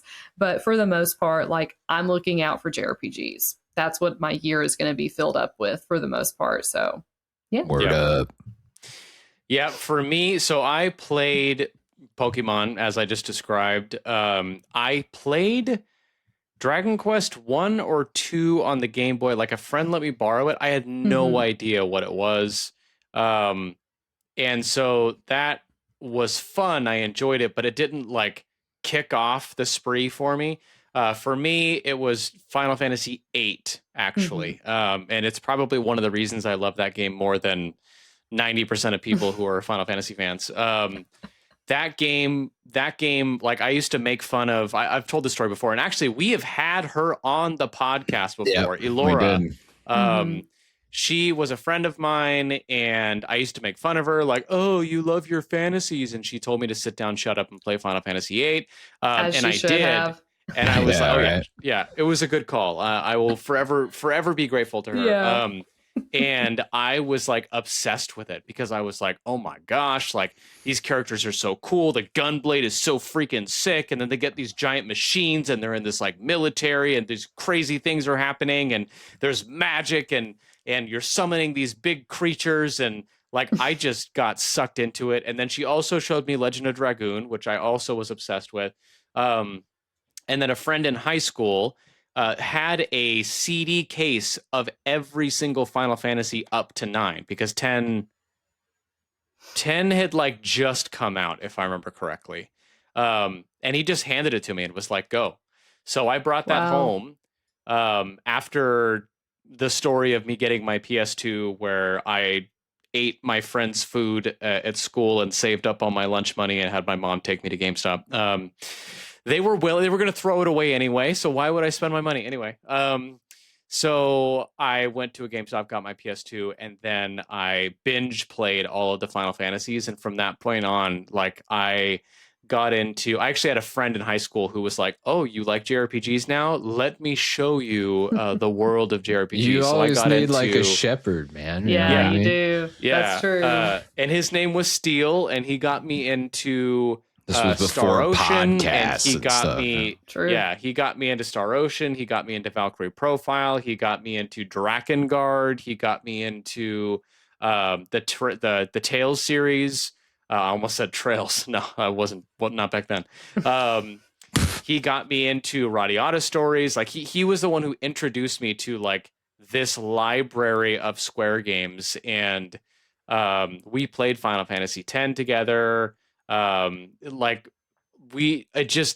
was just totally obsessed from that point forward, and I didn't want anything else. Those were the games I played, with the exception of like Guitar Hero and DDR and stuff like that. I got into those too, but as far as like my core story games, for the most part, it was almost entirely JRPGs from that point forward. So, yeah, that PS2 era with the backwards compatibility and everything, like. That was it right there. That was it. Okay, next one. This is emerging of Cool for You and Bethany. What JRPG would you think would make an amazing or a great TV show / anime? And what story, manga, anime, etc. do you think would be an amazing RPG? I love these kind of questions. I really do. These like hypotheticals. They're so cool because, you know, personally, we think about this stuff all the time, even when we're playing games. And first thing that comes to mind is Persona, and it has amazing animes already. You should go watch them. I think like Persona 4's anime is actually really good. So yeah, 5 left a lot to be desired, but 4 has a good anime. But Trails, I feel like. Oh yeah, would be cool. Mags disagrees. There was a Trails anime and it was really bad, but it doesn't mean it couldn't be good. I just think that it's just too much. Yeah, it's probably bad because in the anime they tried talking to all the NPCs like Mags tell you to do, and like it's boring nonsense. So like, why would they do that in an anime? You don't need to throw shade at me. Listen, there's animes out there with thousands of episodes, Mags. Anything is possible. I know. Perhaps I'm just being a little too negative. If there was a bad anime of Trails, it would obviously soil your experience and make you not want that to happen. But that was what I was going for. Shout out to SpongeBob. Always. Soiled it.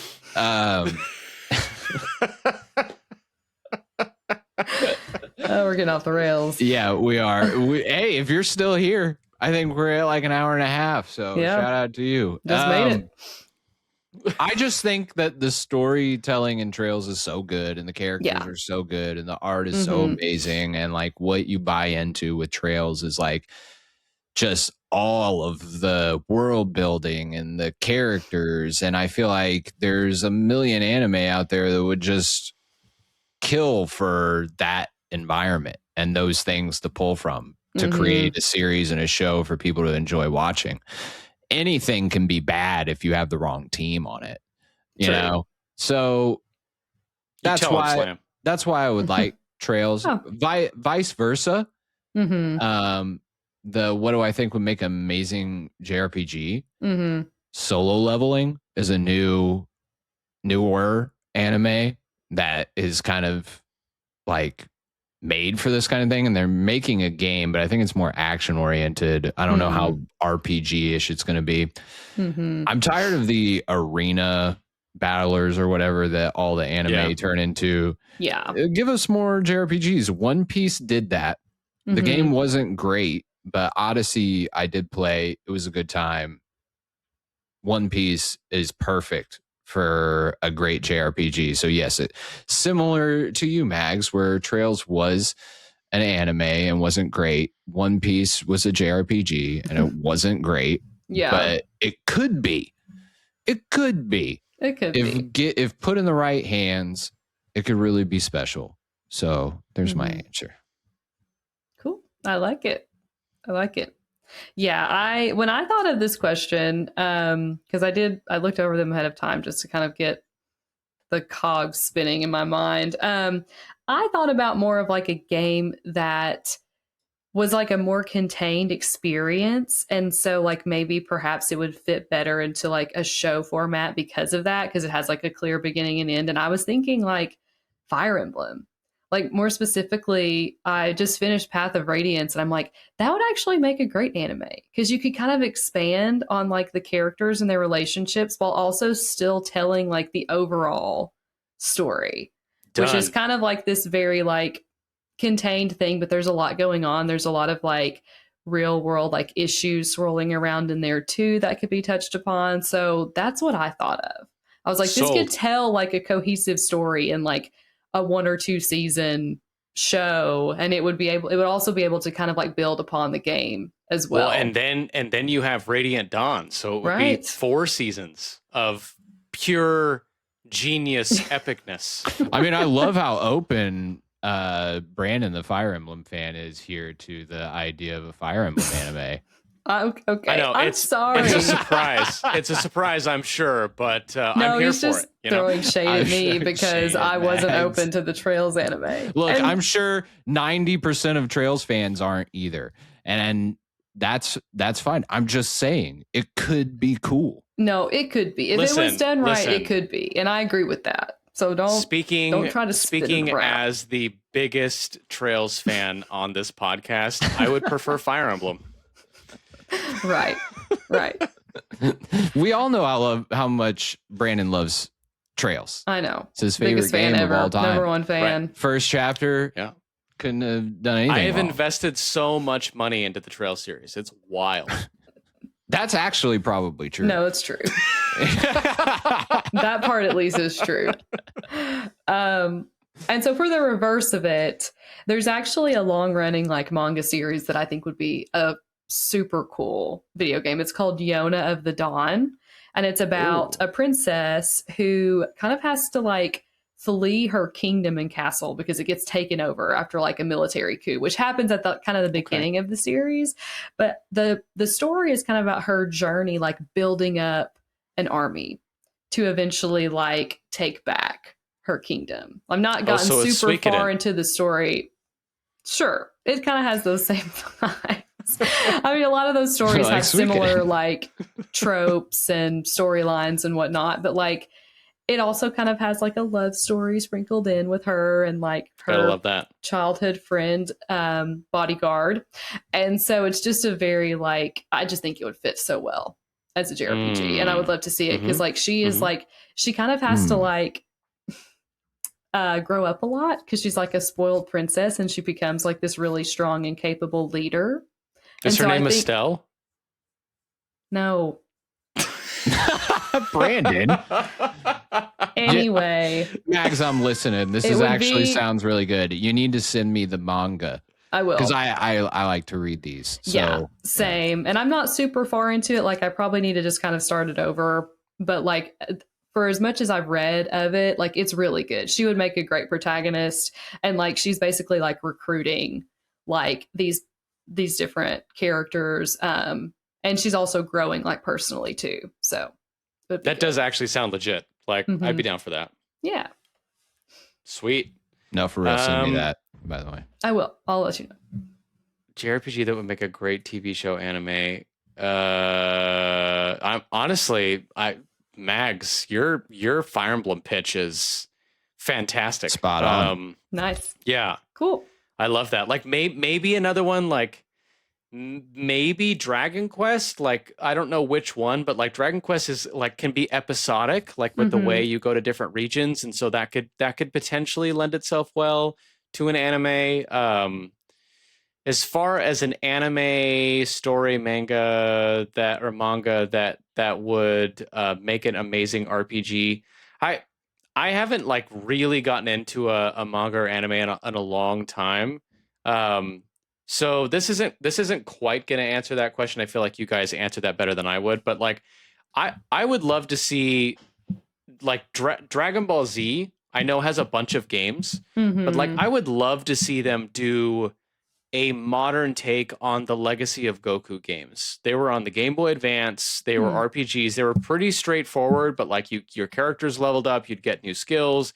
It was like top to bottom. I was obsessed with those games when I was a kid. Legacy of Goku 1, 2, and 3. Fantastic, amazing, stupidly expensive now. But I would love to see them do that. I know Kakarot is an RPG, and it's amazing. I love it. Yeah, it kind of tells a lot of his story. Into that. Yeah, I haven't gotten into it, to be fair. So maybe that would like scratch the itch for me. But I really miss the style of game that we got with the Legacy of Goku games. I'm gonna throw a couple more out there. I think a Death Note kind of RPG adventure style game would be really interesting and cool. And then I would love to see some Studio Ghibli stuff. We got Ni no Kuni and that level 5 collaboration with them. But anything from them would be super cool in my opinion. Yeah. I like that. All right. Next question from Sean R23. What JRPG status effect annoys you the most? You guys want to go first on this one? I got this. I already know. Confusion. Oh, that's what I was going to say. When they attack each other. You're people. It's literally the most annoying thing because you have no control.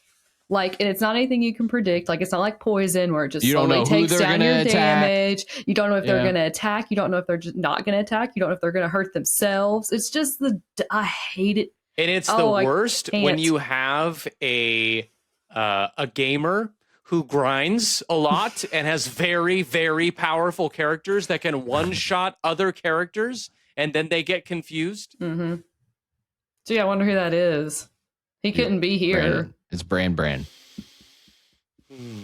Yeah, so we all agree it's confusion, I think we're all right? in agreement. It's confusion. I think as a quick add-on to that, the most annoying enemy in any RPG I've ever played are the Marlboros in Final Fantasy, because they will poison you, blind you, confuse you, berserk you, and there's like you can't even go into your freaking items to find a remedy. Like there is nothing you can do. You're just screwed. I hate those things. I hate them. Anyway. Yeah. That's very frustrating. Right. Speaking of Marlboros, Dragoon Knight, who are your top 3 Final Fantasy girls? Who wants to go first? Do I need to go first? I got this one. Okay, Max. All right, Max. So, get it. Okay. Tifa. Obviously. Love her so much. She was my favorite part of the Final Fantasy VII Remake. I want to see how close my list is to Max. I think it's going to be pretty close. So love her. And I'll admit I've not played every Final Fantasy, so this could change. This is just we're gonna get Lightning in there. Just go ahead. Yep. Go ahead. Lightning's next. Yes, she's next. Okay. And she's awesome. And I think she would still be here even if I did play all of the games because I love her. Yeah, maybe. I love her. Who's next? I would say Jill from Final Fantasy 16. It's a really good list. I only have one difference. I love her. I do think that like Jill's I would have liked really strong. I would have liked for her to have a bit of a larger role in the game. Like later on. Because I think I think she had a big role and then it kind of got smaller as the game went on. And like I go back to that one. Yeah, I get sort of the reason why from a storytelling perspective, because it was very focused on Clive. But in the moments that she was in the game, love her. So those would be my 3. Okay. Yeah. So mine are pretty close to yours, Mags, and I have played all the Final Fantasies. Okay, so maybe it doesn't matter. You guys are picking on me for no reason. I like Tifa. I like Lightning. I like Lulu. Oh. Lulu. Okay. Lulu's a strong contender. Yeah. And shout out to Benedicta from Final Fantasy 16. She's another good, strong female character. Benedicta is the worst. What are you talking about, bro? Not like someone worst. You want. She's a good antagonist. Yeah, she's well written. She's fair. a good character in the game. You don't have to love a character to admit that they're. You can respect that they're a good villain. She is a horror. She's terrible. Yeah, she's horrible. The reason you hate her so much is the reason why she's so good in the game. All right, fine. Take her out of the game. Fine. Then is the game the same, Brandon? No, it's not. No, I wouldn't choose villains for my top Final Fantasy girls. I'm just saying. So okay. Tifa. Okay. Obviously. I'm gonna say Garnet or Dagger from Final Fantasy 9. And then I'm gonna go Terra. It's hard not to go Terra from Final Fantasy VI. Terra is I've heard good things about her. An amazing character through and throughout the entire game. And that was like the first time too where they didn't like ship her with anybody, which there's nice. Some people who are like, oh, I kind of wish Terra, got with somebody because there's so many characters, but like she's just such a great character. I don't want to spoil anything, so I'll stop because you haven't played 6. But the way Terra was you're handled, getting into some territory there. The way Terra is handled is really, really good. So we'll end it with that, I suppose. But yeah, they're gonna remake it tomorrow, and Mags is gonna play it, and she's gonna. Let's go. There we go. Sure. She'll get there. She'll get there. All right. Next one from I've seen this name so many times I don't know how to say it. Seiren? I think it's Seiren. Seiren. Okay. Let me know if that's not right. Let us know. What is your hidden gem game where, despite its flaws, really resonated with you on a deeper level and is now one of your personal favorite games? Would be cool to get a backstory on why, but no pressure. I always shout out Tokyo Mirage Sessions every time someone asks me this question, but to be a little different here, because I've said that every single time I've ever been asked this question on any podcast episode. I will say both Ni no Kuni games. I don't think that they've gotten a ton of love, especially Ni no Kuni 2, and I loved Ni no Kuni 2. I remember, Brandon, you popped up in one of my videos and you're like, don't put that on this list. Do you remember this? It's because of what it was going to unseat. I don't remember what it was going to unseat. But I was like, stories. Oh yeah, that's why. That makes sense. Like, don't you dare! Sense. Yeah. He was personally offended by that choice. Yeah. That was a good one. Ni no Kuni 2 is awesome. It's got incredible town building features that I thought were really fun. The story, super fun. The story's lighthearted, but at the same time, it can get really dark. Ni no Kuni, the first one, is obviously the far better game, in my opinion. I just think the story is just way better than Ni no Kuni 2. But Ni no Kuni 2 has all kinds of unique gameplay systems that take it up a notch and make it the more fun game to play. I agree. Right? So if you're interested in just a really heartfelt story that will be a tearjerker for the vast majority of people, Ni no Kuni 1, that is the one. I mean, that's gonna pull at your heartstrings 100% guaranteed. If you're looking for a fun JRPG with a lot of really cool and interesting gameplay systems that you kind of wouldn't expect to be in the game, Ni no Kuni 2 is your go-to. But I suggest you play both because they're fun and they're often on sale. So yeah, I feel like two was impacted by the fact that one story was so good. One story is so good, and then you get to two, and you're like, wait a minute, like I was expecting that same quality, but the game is more fun to play. Definitely. Yeah, we agree on that. Yeah. All right, Mags, what you got? Yeah, I would say Dragon Age 2. In this series, I feel like it gets it doesn't necessarily get a lot of hate, but most people don't like it as much as the others, especially when compared to Origins or Inquisition, just because it's a bit more streamlined and it kind of reuses more assets than the other ones. But actually, this was the game that had me actually locked in to Dragon Age. Yeah, because me too, actually. I started playing Origins and I cannot get into it. I don't know if it was just the combat or just kind of how dated it felt. But I was like, all right, let me try the second one. Let me just see like how this goes. And they are connected, but they're separate enough to where you could play one after the other and get a feel for the series without being super confused.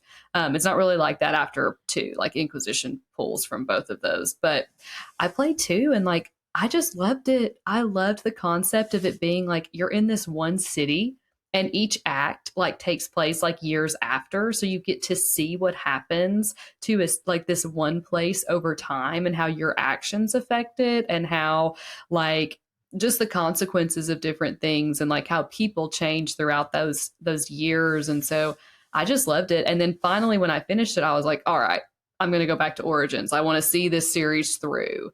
And I did. And I was able to finish Origins because I had kind of already like latched onto the series because of the second game. So like a lot of people don't like this game and they'll say it's the worst Dragon Age, but I'm super thankful for it and I love it because without it, I don't think I would have even like played the entire series. So it's special for that reason. It did feel more like an action RPG, than like the core, RPG that Origins was. But I had a lot of fun with Dragon Age 2. Me too. Yeah. Played the rogue. Nice. I had the giant sword. I was the warrior. But I love it. And I'm just thankful because like I was able to stick with the series after it. And it's one of my favorites now. So yeah.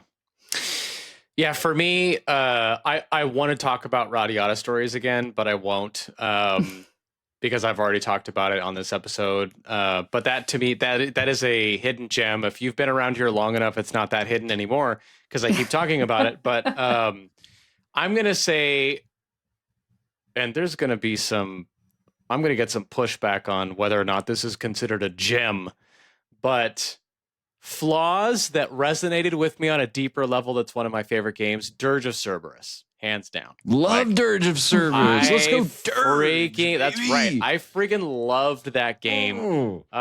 From a story standpoint, like getting to play a game as Vincent, the gun customizations that you had in there, like you had different loadouts.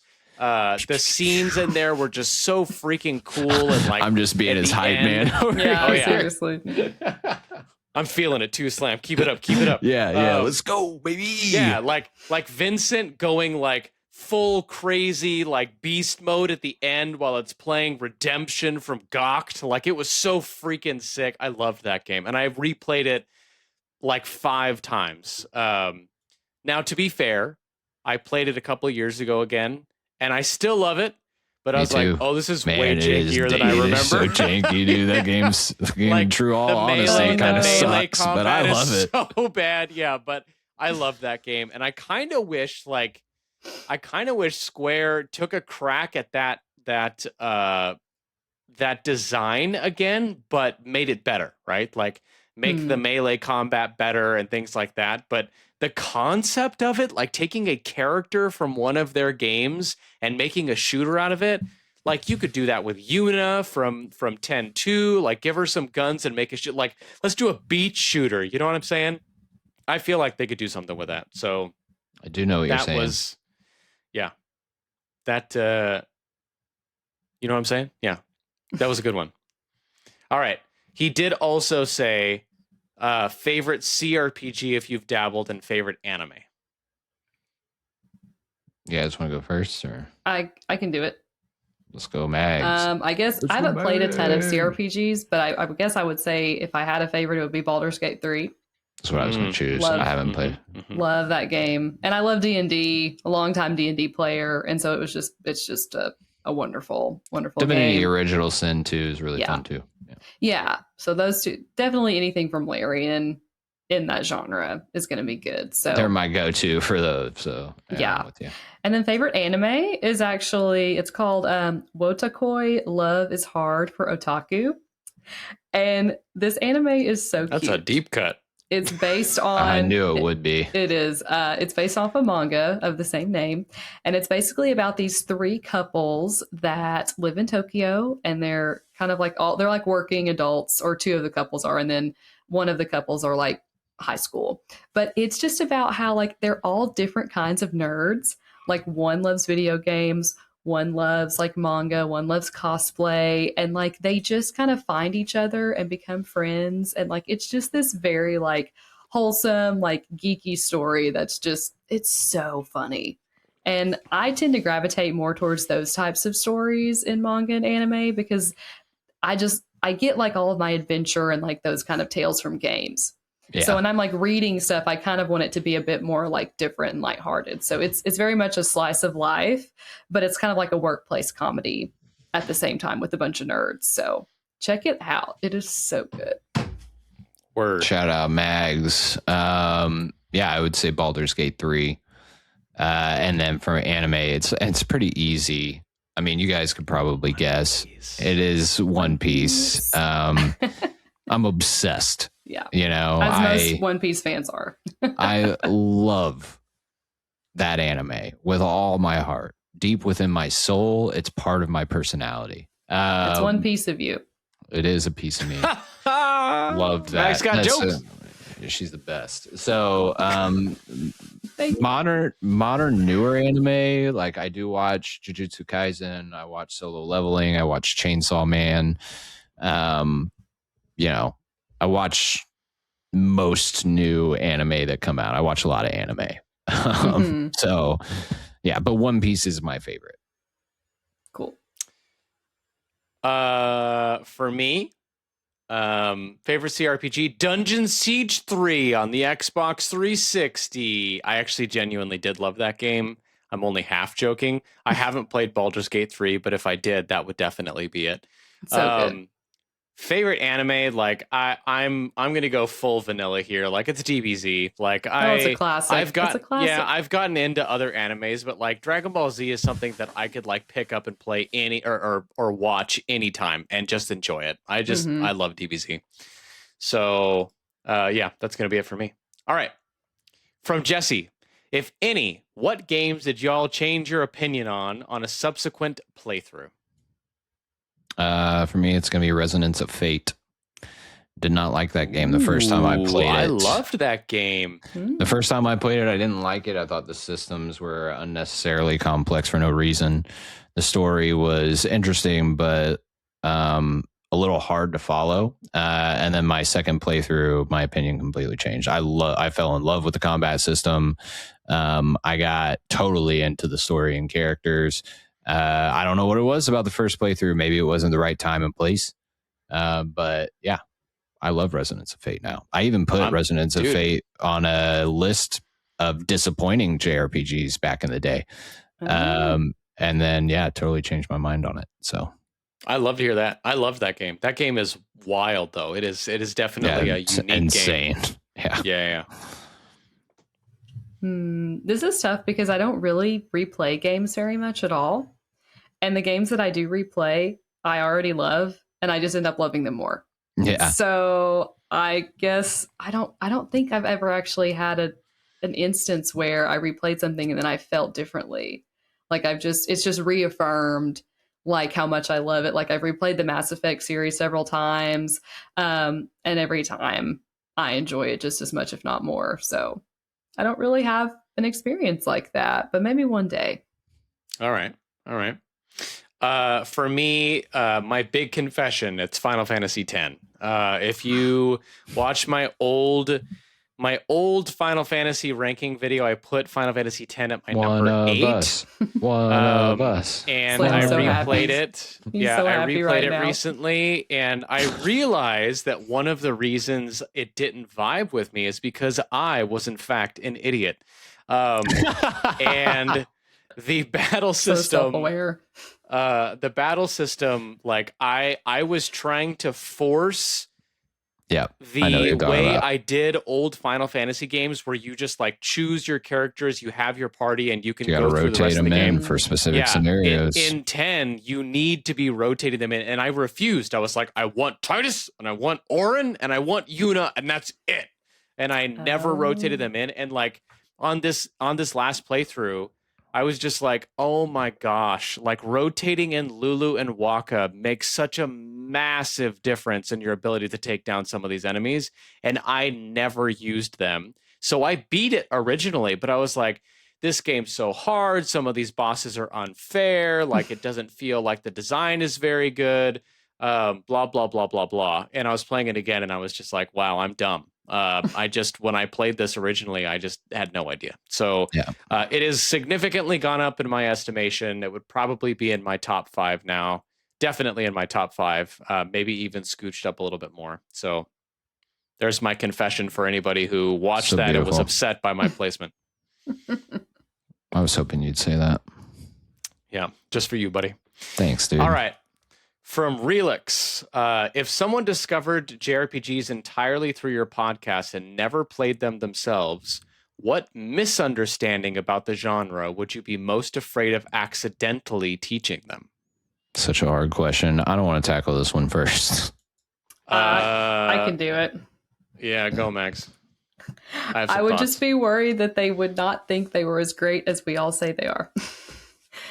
That is such a good answer. Because we're obviously huge fans and we hype them up all the time. Not that that's a bad thing, because I do think we also offer criticism when it's warranted. But like when you hear people passionate about stuff, like maybe they try JRPG and it doesn't immediately click.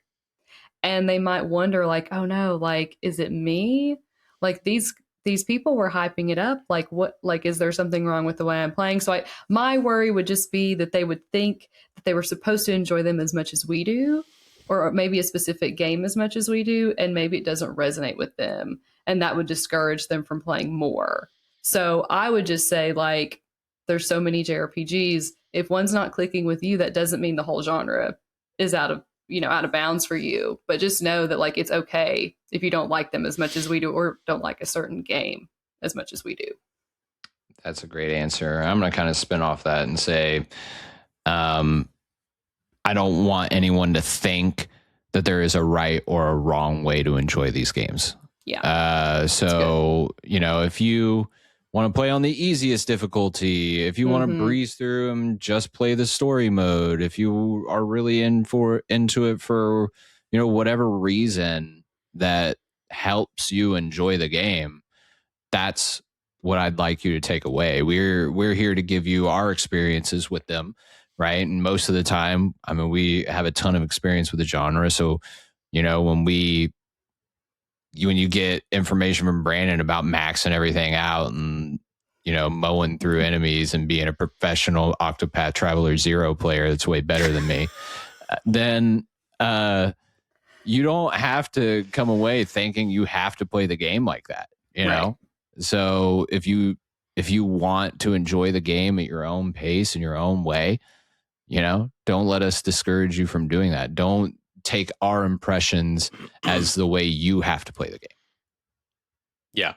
We just want you to enjoy them. Yeah. Yeah, I don't know if I have much to add. I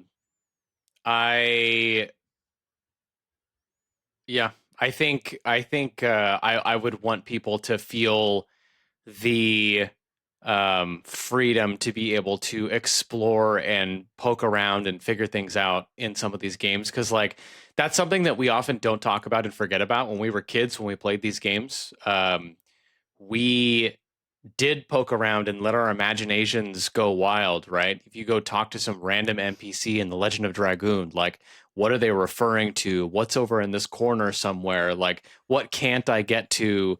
I don't know, just letting someone explore and figure it out on their own.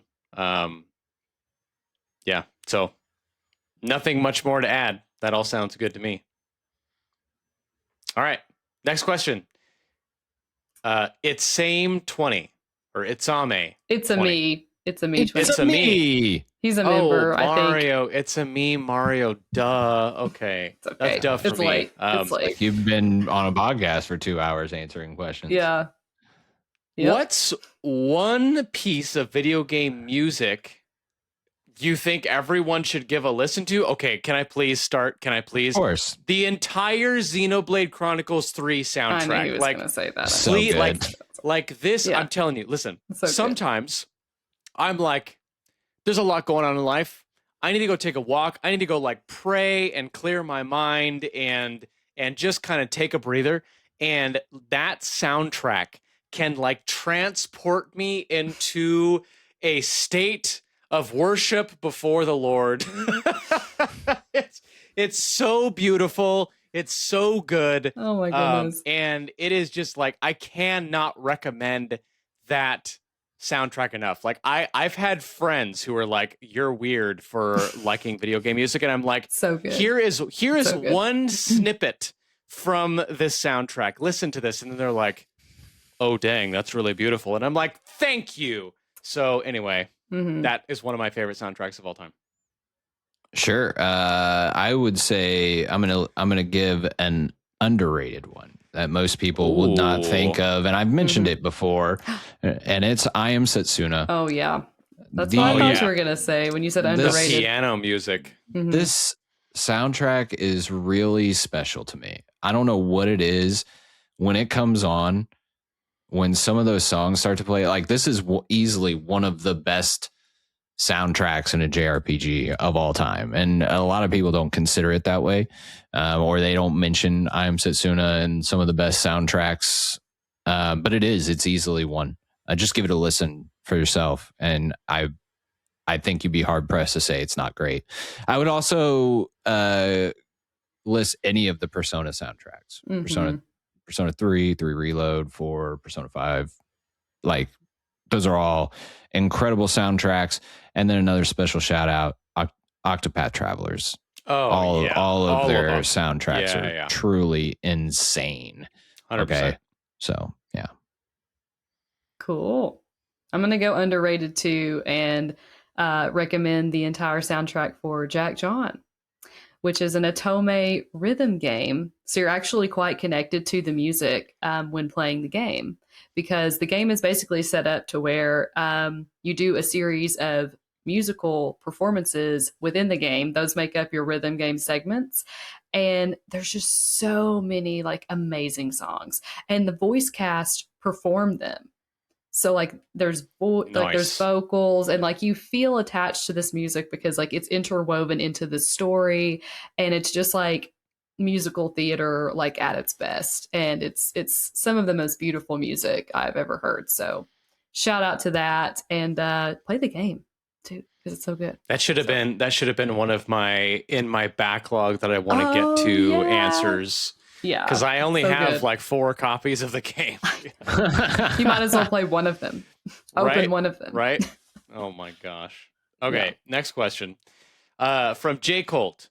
The Octopath series, Dragon Quest 1 through 3 remakes, Live Alive, Star Ocean Second Story R. We've got a ton of HD 2D games in fairly short succession, with The Adventures of Elliot also releasing only 6 months after Octopath Traveler 0. Is HD 2D a timeless art style? How many more games will it take for the art style to begin feeling tired? And what classic art style would you like to see receive a modern glow up next? So I'll start with this one. I personally don't think this is an art style that is going to get tired. I think it is going to be timeless for the same reason that I think Super Nintendo games, Super Nintendo RPGs tend to stand the test of time better than like Nintendo 64 RPGs stand the test of time. Now, to be fair, there's only like 3 of those, but the art style works. The pixel art works. And so the HD 2D kind of just brings that to life in a new way. And I honestly, I kind of love this renaissance of these classic style games with this new art style. As to an art style that I'd like to see receive a modern glow up, honestly, I don't have one, but there are several like PS2 era art styles that, like, especially when you get into the cell shading and when you get into some of the watercolor kind of aesthetics that I talked about earlier with like Radiata. I would love to see those art styles get a glow up, like move a little bit away from the like, oh shoot, my brain is not functioning. What's the like basic engine for development these days? Unreal. Yeah. Like the Unreal modernized, like realistic style that you see so many games come out with. I'd love to get back to the more like colorful and creative and artistic art styles that we saw during the PS2 era. Yeah, I would say I don't think it's going to get old just because of the wide variety of implementations of it. They all look so very different. I mean, you could liken it to modern video games with realistic art styles and all the different varieties of implementation of that. I think that HD 2D, Octopath Traveler 0, Adventures of Elliot, and all of the Dragon Quest HD 2D remakes all look significantly different. These don't look... They didn't just take HD 2D as a template and copy paste it for every HD 2D game. Each one of these games looks drastically different. They have their own version of this art style, and it's just under one HD 2D umbrella. So I would no longer consider HD 2D like a specific art style as much as like I wouldn't consider it like the same art style. Well, it's kind of hard to say. It's like, I feel like pixel art is pretty timeless. I can go back and play SNES games and stuff like that, and they still hold up great. And a lot of them look very different, right? A lot of the cell shaded games that we got, in the GameCube, kind of like you were saying, kind of PS2 era, those all look drastically different, hold up really well. I feel like HD 2D is kind of in that same area where, Octopath 1 and 2 look really similar, but they're both games in the same series. But when you start branching out and using that art style in different ways, and even if you want to consider Star Ocean: The Second Story R HD 2D, even though technically it's in a 3D space, that's just another like way to implement that style and in different areas in different ways within the genre. So yeah, I think this is easily just like a new thing to use to bring up, classic games into the modern era, and I love it. Yep. Yeah, I don't really feel like I have a ton to add. I agree with both of you. I don't think it's going to be a style that gets oversaturated, I guess, because it holds up. Like 2D just holds up way more than 3D does. When you play like games that were made like a while back that are in kind of 3D, like sometimes they just don't. Like I think of Trails of Cold Steel. Like it doesn't look great. Having a rough time with that right now. Not to say that they didn't start to look better. They do. But like those games just it's tougher, and I just feel like they don't age as well as something that is 2D and just has a classic style. And as far as like other like styles we want to see more of, like I really just love the way Falcom's games look right now in this new engine. Like the Trails in the Sky First Chapter remake, like I just feel like it's the perfect balance of like modern, but with still like a very specific aesthetic and art style that doesn't look super realistic. And like that's kind of what I would like to see more of, because it's beautiful, but like there's a limit to like detail, and I think that's nice. Like, I don't think everything has to be like super duper detailed like we see in a lot of the AAA games. So I just love to see more games kind of move in that direction. I agree. I feel like it could lower budgets and stuff too. Like, there's so many benefits to like figuring out an art style and not feel like you need to go for the crazy graphics and things. Yeah, just stick to that style. Yeah. All right, the next one from Mime Destroyer. With the announcement of the new .hack game recently, I wondered a bit about your guys' thoughts and experiences with some JRPG series you all either haven't talked about at all yet or very briefly talked about on the podcast so far. So how do you feel about the following? I could list more, but I'll keep it short. .hack, Arc the Lad, Etrian Odyssey, Monster Rancher, Mega Man Battle Network, Metabots, and Popolacroix. I have experience with Etrian Odyssey and .hack, but none of the other ones on that list. I haven't really dipped my toe in those, and I like both of those series. I think, what were those .hack games that got released that were kind of different? On the PS2? Yeah, I'm trying to think. Talking about IMOQ, that's the only one I think that's stuck and very expensive. Yeah, I'm just trying to think. Yeah, I think that's the one. And didn't they release for .hack, if I remember correctly, Last Recode? Yeah, there's a Switch collection. Yeah. So I played a little bit of those. That's in my backlog too. I have those. I'd like to start them. I haven't beat them or played a ton of them, but I'm really excited. Like, the trailer they dropped for .hack was sick. Yeah. Going to play that. And then Etrian Odyssey, I played those games. They were a ton of fun. Good times. Are they like my favorite? Not necessarily. I can't remember. I played them on Steam, but aren't they on the DS or the 3DS as well? Mm-hmm. I think so, yeah.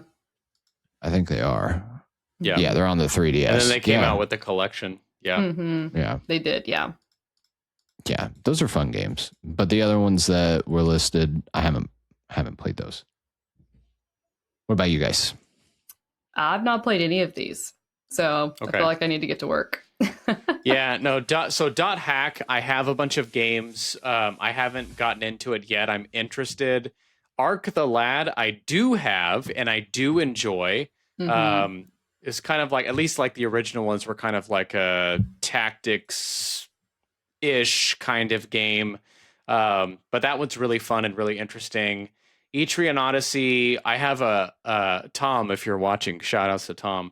He was super into Etrian Odyssey, but I never got into those myself. Monster Rancher, I was obsessed with on the Game Boy Advance. Like, those games don't get talked about enough. I don't know why I haven't brought those up. But I loved those games. Like, I was so obsessed with like getting the best monster, and I really liked the TV show. And you can like train them up and go into these like I don't remember if it was like a Coliseum or something, but you can go battle them and things. Loved those games. Would love to see those come back. Mega Man Battle Network, I have not played personally. Have a lot of friends that love it and have recommended it. Metabots, never touched that. Popolacroix, I'm genuinely interested in. I've heard really great things about it. And it's one of the few JRPGs on the PSP that's like reasonably priced. And then I think there was a Popolacroix Story of Seasons as well on the DS. So I'm not sure how that crossover is, but I that's another area I'd like to get into as well. So if you haven't heard us talk too much about these, it's because most of them we haven't really dove into, except for Monster Rancher. Now I have to bring that one up. So let's go. All right, next up, and this is the last of the gaming questions from Circus. What is a game or series that you feel hasn't necessarily gotten the recognition or love you feel it deserves and wish more people would get into it? Could be a classic game or something newer that just didn't take off. Do I have to go first? I can go first if that doesn't matter to me. Mags, you go first. One that comes to mind that I've not talked about a lot on here is the Caligula Effect 2. The first one of these, there's been two. The first one I feel like wasn't super great, and then it kind of got like a re-release with expanded content that made it better. But the second one, like, honestly surprised me. It was a little janky, and it still is, but I felt like this JRPG like tackled like some real life societal issues in a way that was much more like careful and thoughtful than I ever expected. And it surprised me.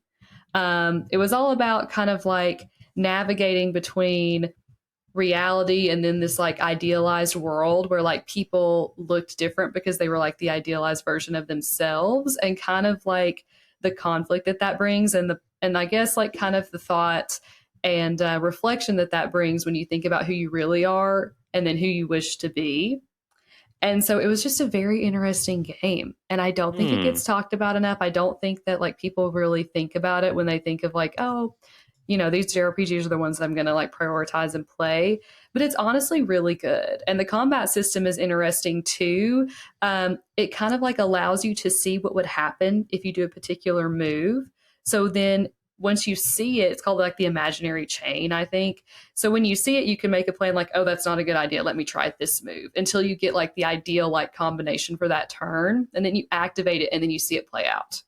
So it's kind of it's that's interesting. It's an interesting game, and like there's a lot of cool things going on with it. Even though it kind of looks and plays a little bit janky, I just think it's worth checking out.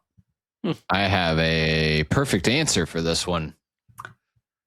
Scarlet Nexus. Yes, that's such a good game. Yeah, I love this game. I hyped it up before its release. It was like my early, YouTube days, and I was like all in on Scarlet Nexus, man. I made several videos early in my YouTube stuff. So if you want to go back to my channel and look at some of my early YouTube stuff, there's quite a few Scarlet Nexus videos on there. I even live streamed the game. Oh, cool. For a while back in the day. I love Scarlet Nexus, and it just sucks that it like didn't take off the way I wanted it to. It was really good. Could have got like a sequel, a continuation of the series. It reminds me a lot of Cyberpunk Tales. Yeah, it is basically. So yeah, I really enjoyed it. Nice. Running out of stories. Moving on. I knew you were going to say that. Content creation section here. So from some random NPC, I have no idea who that is. I wonder who that is. Yeah. So 1,000 subs is a huge milestone. So happy for you guys. Shout out to Donna. Over the course of your time together and making the podcast, what content are you the most proud of so far? I would say on the podcast, I enjoyed making our tier lists. I think those were some of the most fun, wild, out of control stuff that we did. The Pokemon one was such a good time. Gosh, that was Mags, so fun. Go on. That was such a blast. And then anytime we celebrate the community and come together for you guys is a win for me. So episodes like this, the 500 subscriber celebration, when we do these AMAs, or, when we built and created the Discord and built it up to what it is today, all of those things are probably the things that I'm most proud of, is, the building up of the community that we have and everybody that watches the show. Yep. 100%. 100%. I would also just add, the Trails in the Sky spoiler cast was really special for me. I knew it was coming. Yeah. I mean, I have never hosted anything like that. And so just being able to do that and like plan it out was really fun. And it's one of my favorite games of all time. And just getting to talk about it with you guys and just having like a fun time. It was just awesome. I'm super proud of that episode. So yeah, me too. No, I agree. I would have said any of those things that you guys said. So yeah, it's just good to be here. And honestly, I'm proud that we're here to begin with, and we got Mags to stick around, and we're continuing on. So that's an achievement right there. Me and Brandon, we're not the easiest guys to deal with. So shout out to Mags. Y'all are good. I'm thankful for you both. Oh, shucks. Only those who stuck around for 2 hours will see that. Sweet. All right. Next one from Mad Kaiser. So this is just for Mags. With your presence collabing with others and also talking in the podcast with your face shown and your exposure of being a journalist for Nintendo Force, have you ever considered making a YouTube channel and doing content based on what you play and review and all that jazz? Mags, I wonder if anyone's ever asked you that question before. Yeah, or if anybody's ever like pushed in that direction or anything like that. Yeah, gee, I wonder who. No, I definitely have considered it. Even more so now, because obviously you both have channels and, you know, we have this channel together. And so it is something that I'd love to do. It's just finding the time and figuring out kind of how to fit it all together in my crazy life, how it is now. Because I do. Get that rhythm and routine is tough. Yeah, but it is something that I would love to do. Even if I can't release videos all the time, even just doing it every now and then, I think is something that I'd love to try. So hopefully. Well, we're here for you if you need any help or have any questions. Yeah. I know. And I'm super thankful for that too. So hopefully, and when it happens, you all will know about it. So when it happens, you heard it here first, everybody who's still here. Yeah. All right. 2 hours later. Next one. It's a me 20. Got it right this time. There you go. What's one piece of advice you'd give someone passionate about gaming that wants to dabble in content creation? Sure. I would say the key thing, and this is kind of the hardest thing for a lot of people that start getting involved in content creation, don't focus on the metrics, especially in the beginning. Make stuff that you're proud of, you know, make content that you want to make and build off of that. Watch your own videos, find places where you can improve, watch other people's videos, see what they're doing and try to incorporate things you like in their videos into like what you do, you know, make it your own, let the creative process flow. You're going to get basically no views at first. I mean, unless you're Brandon and on his 5th video, it gets like 200,000 views. Okay, cool. Okay. But for most people, that early process, a lot of people give up when they're not seeing a lot of return on the work that they're putting in. Just know that you're putting yourself out there. Eventually, if you're passionate about it, you enjoy what you do, and you're making stuff that, you know, you have fun making and that you're passionate about, then, you know, you'll grow into something. You know, it'll happen. But yeah, just don't my one piece of advice is don't focus on the metrics early on. Yeah. I would just say don't forget that gaming is fun. It's supposed to be fun. And like the reason that you love it is because you have fun with it. So like don't let creating content for it and about it take the fun out of what it is. And if you notice that happening, take a step back. Because at the end of the day, like it's a fun thing. It's supposed to be fun, and just let it be. And whatever comes from that, like whatever content ends up coming from that, like it'll be worth it if you keep that in mind. Yeah, the content creation part of it should be fun too. Yeah. We should add to that, right? If you should almost like, sometimes I enjoy making the videos as much as I enjoy playing the games. And so I think that should be the case too, right? Don't force yourself to do something you don't want to do. Yeah. Right. Yeah. Yeah. I would say 2 things, and they might sound contradictory. One, it's good to be a professional about it. What I mean by that is the more structured you can be, the better. But also like do the research. Like please don't hear this as me being like, oh, wow, I did such a good job. I did a ton of research before I started doing any videos. So my 4th video hitting really hard was a surprise to me, but also it was a plan. Like I had specifically figured out a type of video that was going to work, and I experimented to see if it would work, and it did, right? It wasn't random. It wasn't just because I happened to get lucky. I had spent hours and hours and hours going down the YouTube rabbit hole and figuring stuff out, right? So if you're serious about wanting to get into content creation, do yourself a favor and do some research. As Slam said, look at other channels, look at channels in a different genre and see what they're doing and how they structure their video and what's working. And try to model how you structure and present your content with some of that stuff. That's helpful. On the other side of that token, remember that you're a human being. Too many content creators get so sucked into the analytics and the successes and what's needed to continue on that they forget themselves and they get burned out.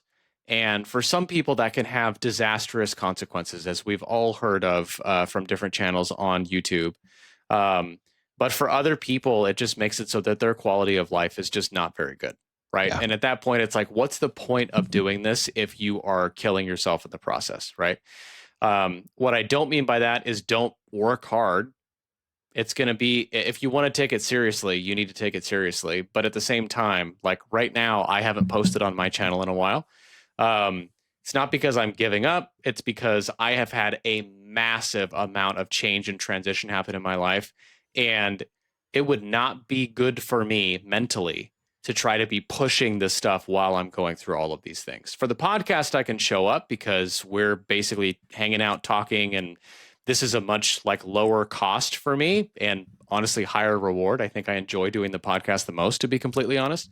But so I'm still here for this, obviously, but some of these other pieces, I'm like, I need to set this down for a minute so that I can refocus and I can be okay as a person before I start moving on again. And too many people don't allow themselves to do that because they freak out that they're going to lose their momentum or something. Like, the momentum is not worth it if you are going to be in a bad mental state. Like, you need to be able to prioritize the things that need to be prioritized first and foremost. Yeah, I 100% agree. I've gone long stretches without posting a video. For me, it's like, I'm only going to post something if I like am in it. Like, if I feel happy about what I'm doing, if I'm excited to make the content, right? This is just as much for me and how much I enjoy the process and what I'm putting out there as it is for everyone else. And so, yeah, I would echo what Brandon said. Definitely do the research. Definitely don't be afraid to try things that are new. Get your creative juices flowing. You know what I mean? Like, get excited about trying new things. If something works, just don't repeat that thing over and over again. Try to build on it. You know what I mean? Yeah. Get excited about trying out all kinds of new stuff. You see something somebody else did and it made you like, you're like, oh, that was really, really cool. Try to find creative ways to incorporate new things like that into your content, you know? All right. Anything else before we move on? No, I'm good. Yeah. All right. From Raylix, when you sit down to play now, are you still playing for yourself, or is part of your brain permanently switched to, how will I talk about this on a show, YouTube magazine? Yep. 100%. Always on. Yeah, always on. I haven't played the game. I haven't played games the same in like 8 years. Same. So, it's been about 6 for me, but and honestly, before that, I mean, I was a entertainment reporter for a local newspaper, and I would always just be thinking like, okay, I'm gonna have to write about this, like, what is it gonna sound like? And so that just kind of ventured into gaming. And so I'm always thinking, sometimes I'll pull out my phone and just talk into a text message and then send it to myself because I'm like, ooh, that's a good thought. Oh, that's how I can lead into this story. And you just want to capture those moments when you can. So yeah. It can be hit or miss for me. Like, I'm playing Dragon Quest VII right now. I want to make a video on it. I'm not thinking about a video. I'm just enjoying myself. And sometimes that means that there's more work for me on the back end. Like, after because sometimes, sometimes I have good thoughts and I'm like, I'm just going to enjoy myself. And then I get to making the video and I'm like, oh crap, I need to now think about how I want to structure this. Right. So yeah. But it's definitely there. All right. NBar33, do you guys have a gaming routine or any tips on how to play games with a busy schedule? You know, I saw the funny comment in Discord. You just forego sleep like Slam. Yeah, you could do that. I do that. But I actually have a pretty structured process, believe it or not. And it kind of goes back to when I was in college.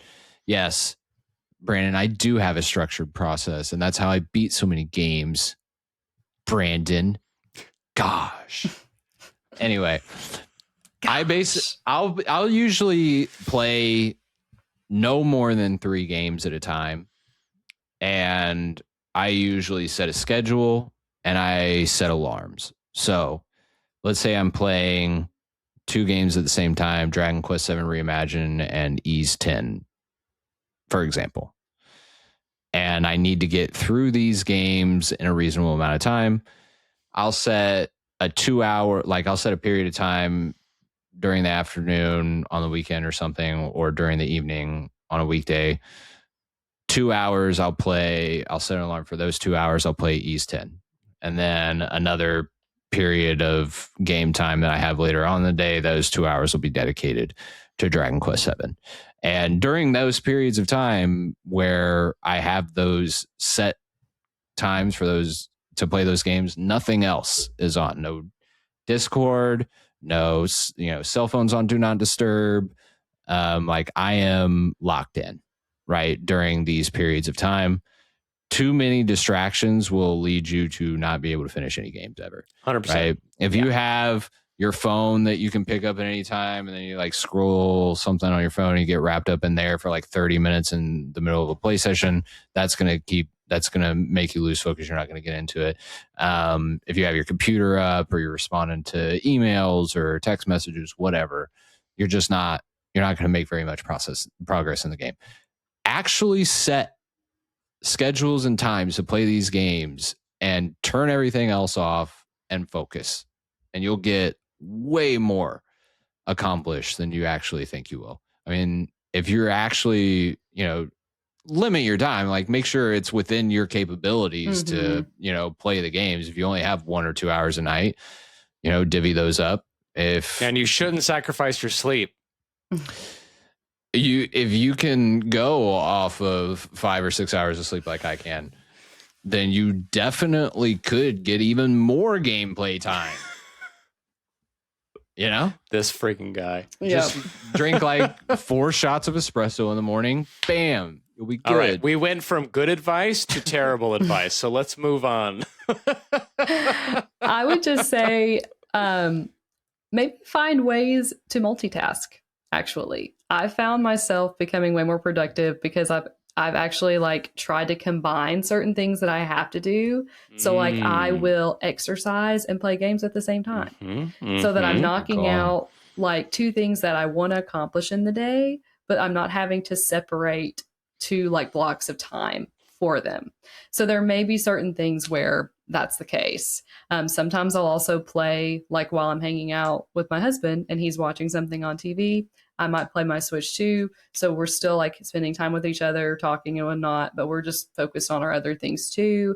There may just be ways that you can kind of take what you're doing and combine it, and maybe just look for opportunities like that. Because I found that I can get more done if there's ways that I can use my time just in more effective ways. The Switch 2 helps a lot with that. Yep. That's why I've pretty much been playing everything on Switch 2 now, because if you have a very PS5, easy. You're going to be in trouble trying to do that on the treadmill, most likely. Yeah, unless you have all those things in the same room. I still don't know. But I've been bringing my Switch 2 to the gym pretty much every day now. And I'll just set it up on the treadmill, get a good incline, and 30 to 45 minutes just flies by. So it's great. Yeah, I've been doing that too. So I have a I have a gym in my office, and I'm bringing the Switch 2. You pop the Joy-Cons off so that you can just walk while you're playing. Yep. So that's, I have nothing to add. Both of those are good. The no sleep one, especially. That one. Don't do that. Awesome. Except, just sometimes listen to Slam. Not all the time. Yeah. All right. Make sure you're getting some sleep. Mime Destroyer asked, have any of you ever dabbled in game design, even if only messing around in RPG Maker or sketching Mario levels in a notebook? I have. I am a software engineer, and during college, one of my projects was creating a town builder. I did that. Cool. And that was a good time. It wasn't like anything crazy or super advanced, but I've also created a little side scroller, platformer, which was cool. I've always been interested in game development. I actually wanted to be a developer at one point, but I found that mixing what I enjoy with work sometimes caused extreme burnout on both what I enjoyed and work. Mm-hmm. So I decided to go in a different direction and kind of keep those two things separate. But yeah, I have dabbled in it. I've enjoyed it. I think it's cool. And one day, maybe I will make a game, but I'll have to try to find the time because, come on. Maybe I'll cut it to like 2 hours of sleep a night, and then don't do that.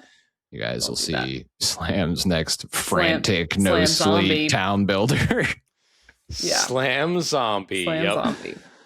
I have not, but I would love to write something, write for a game. Like that's definitely like a goal, a dream, because I don't have like the technical knowledge, but I do have the creative like writing knowledge and background. And I'd love to contribute that one day if that opportunity ever came up. All right. So Level Up Legacy Indie Studio. Let's go. All right. let's I don't have anything. So we're going to go to the next one from Nish Quick. Shout out to Nish Quick Pops. If you haven't seen his YouTube channel, go check it out. Definitely go check him out. Yeah. What's the most impactful JRPG story moment for you and why? If it's spoilery, you could dance around the spoilers. I'm more curious about the personal impact that it had on you. I think I put this one in the wrong category, by the way. Sorry. Yeah, it's a game. But I'm going to say Trails of the Sky first chapter. Let's go. Right? Oh, man. The first time I got to that ending, it's like one of the most unexpected things that I just never could have imagined. Yep. And then I got to experience it again in the remake, which was great. But I also want to give a shout out for Nish, the Future Redeemed DLC. Xenoblade 3. Dude, yes. So good. Yeah. No spoilers, because if you even say anything about Future Redeemed, it's basically a spoiler. So yeah. We'll just leave that as it is. Go play it if you haven't, obviously. Mm-hmm. But yeah, those two for me. I will mention just one from Trails in the Sky, second chapter. If you know, you know. It's this very, very, very powerful scene. It happens on a beach. That is the one I was thinking about. It's just a very like wonderful, like beautiful moment where people are just accepted for who they are and seen and known, and it's really beautiful. That is a spoiler. I'm already seeing the scene in my mind now because of the cards that I got. I forgot you had those cards. Yeah. Shoot. All right. Man, he should have just probably played the game already. No. Not like he could. Right. Right, Max? We're not going to get into that. We don't have time. Xenoblade Chronicles 3. There is a scene in a location that I cannot disclose with the characters seeing something that they have never seen before. And okay, everybody knows this one that's played it. Yeah, beautiful. and great. Understanding the value of what it is they're seeing. That just like, after this episode, I want to replay Xenoblade Chronicles 3 now. Dude, when it comes to Switch 2, I always want to replay it. Oh my gosh, if they did a Switch 2 version, they will. Done. It's over. Everything else is going to be off my plate.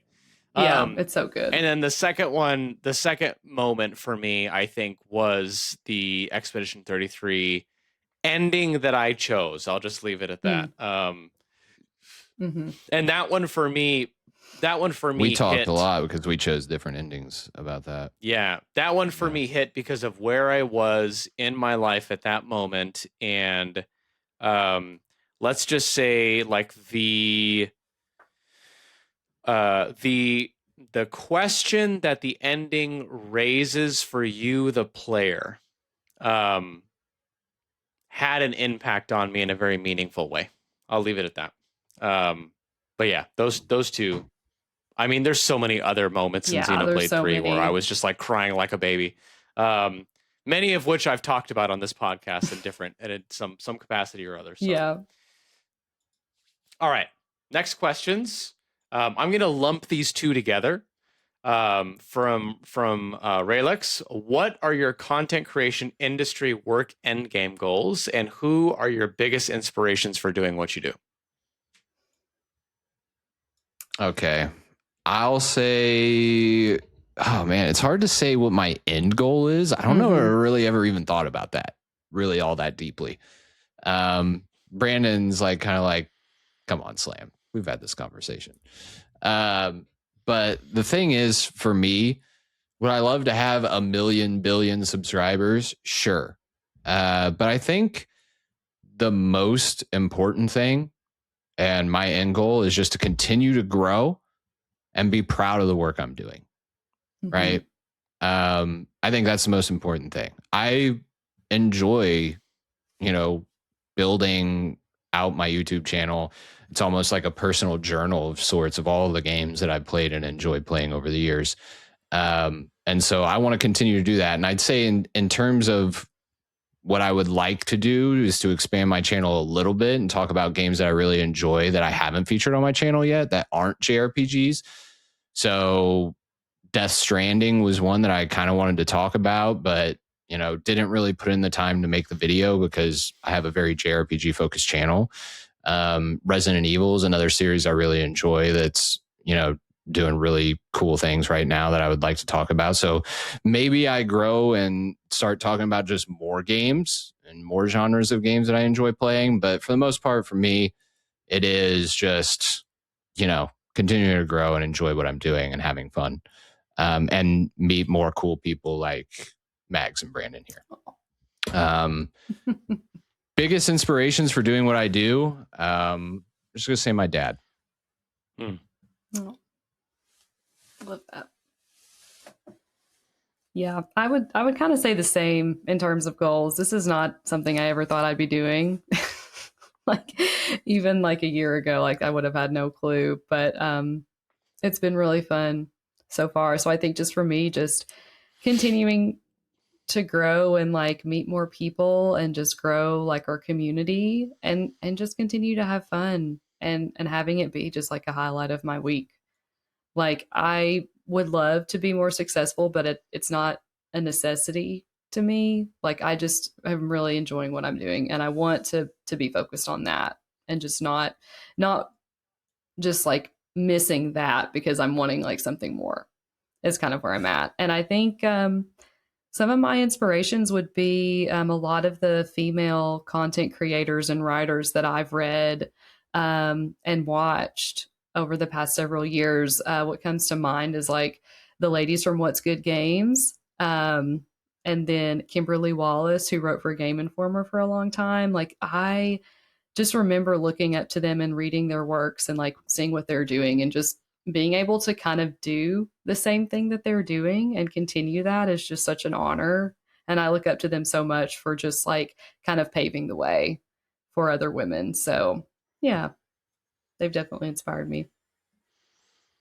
Very good. For me, content creation end game. I mean, I would agree with these guys. Like I want to just be here and I'm enjoying being here and getting a chance to hang out with these guys and do cool things like go to PAX and stuff like that. That's for me, a lot of that was like pie in the sky dreams from when I was a kid. So being able to actually do this is pretty awesome. I think if I were to say I had an end game goal, it would be to have my content creation be a stream of revenue in my life. I think I would love to have more financial flexibility. For me personally, it's related to my girls. Having flexibility to not have to be at a 9 to 5 could give me more time with them, to spend time with them. And that's a really important thing for me. So I have no like imminent aspirations for this. I know it takes time to grow on YouTube, but I would love for it to be something that's like a meaningful source of income at some point. And also just to continue getting to play cool games and growing in the skill set that you learn from doing content creation, because there's a lot of value in that, you know. As far as biggest inspirations for doing what I do, it's different now. When I started, I spent a lot of time listening to like Spawn Wave, if you guys have heard of Spawn Wave or the Spawncast. I just loved listening to them talk about games they're playing and what's going on in the industry and those kinds of things. And I remember just thinking, I could probably talk about some of this stuff. Like, I got some experience. I'm excited about this. I do training, so you know, why not give it a shot? So that was the initial inspiration. Now that I like stepped into the JRPG space, there's so many creators that are inspiring for me that I've followed and watched their content and have learned from. So many of them we talk to all the time. You know, obviously Slam here, his channel. Tay like was a big one. In fact, the video that did do very well was inspired directly by Tay's channel. Like, yeah, there's the stuff that Paige has been doing, like the work that we've seen from Nish and David and like just so many other creators that I can talk to or talk about that are doing things in this space, and I've gotten to learn from them through a variety of different ways. So yeah, they've had a major impact on me. All right. Same guy, Raelix. Do you feel like you guys represent a wide spectrum of JRPG gamers on the pod, or does it ever feel like there's something missing? I would say no. I feel like we represent a pretty wide spectrum of interests on this podcast. You know, we've got all different, you know, types of love for different games. You know, I'm always pushing Kojima and Death Stranding. Mags is getting Brandon to play Trails and me to continue my Trails journey through Cold Steel. I feel like since we've gotten together, you know, we have all expanded our horizons and tried new things. And Max is playing Fire Emblem. Let's not forget that. Come on, she's playing Fire Emblem. So yeah, I think we all feed off each other in different ways, and it's really great. Yeah, I think there's areas where we can like play different franchises and things like that and continue to grow. But it's not like the three of us only like one franchise or two franchises, right? We have a variety of different interests and we're bringing different things to the table. So that being said, we love having guests on. We love having Tay on when he's got time to come on. He brings a lot of perspective when it comes to like indie games and things like that as well. So yeah, but I think this is quite the motley crew. I'm glad we're here. All right. Anything to add, Max? No, I think you guys summed it up well. I think we're a good trio here. Bump it. Let's go. Bam. Let's go. All right. For the topics beyond gaming and content creation, we're almost at the end here. So thanks for everybody sticking around. Yeah. From Jewel, what are your guilty pleasures? I have a hard time with this one. I don't know how to answer that, you know. I think of food. Yeah, that's what I was trying to think of. Breakfast. Eating breakfast. Guilty pleasures definitely like jalapeno Cheetos and peanut M&Ms. Okay. Nachos of any kind, anytime, any place, anywhere. Yeah. See, I was thinking food. I was thinking food too. You know, I love a good cheeseburger. Right, even though they're not the most healthy thing, and I try to eat healthy most of the time. But sweets, it's ice cream. Oh yeah, ice cream for sure. Big time. I am a sucker for ice cream. It's bad. I have a really 100%. sweet so tooth. Good. Yeah, me too. With ice cream. You get me a good ice cream shop, I'm game. It's over. It's over, son. Yep. It's done. I used to eat a lot of candies like the Haribo gummy bears. Mm-hmm. Like when I used to go to the office and worked in New York, I would have different variations of gummy bears in my desk at all times, and I would eat them. I have gotten off of candy quite a bit. But have you had chocolate covered gummy bears before? Oh yeah, they're great. Thank you. They're amazing. Yeah, incredible. Go get yourself some chocolate covered gummy bears. If you can find dark sour worms ones, too are amazing. Yeah. You know, I'm talking about all this, and I haven't eaten candy in a really long time because I've really gotten away from candy because it's really bad for you. But I loved candy for a period of time, but I haven't stopped with the ice cream. Ice cream's so also good. Not great for you, but I love it with all my heart. Yeah. For me, have you ever had an foods? I have to say it real quick. The affogato or whatever, the ice cream that you get with the shot of espresso on it. Do you know what I'm talking about? I know what you. So good. I just had one for the first time at like some fancy coffee shop. Amazing. It is so good. It is so amazing. Okay. Oh man. I was gonna say breakfast foods. Like I'm a sucker for pancakes. I'm also a sucker for ice cream.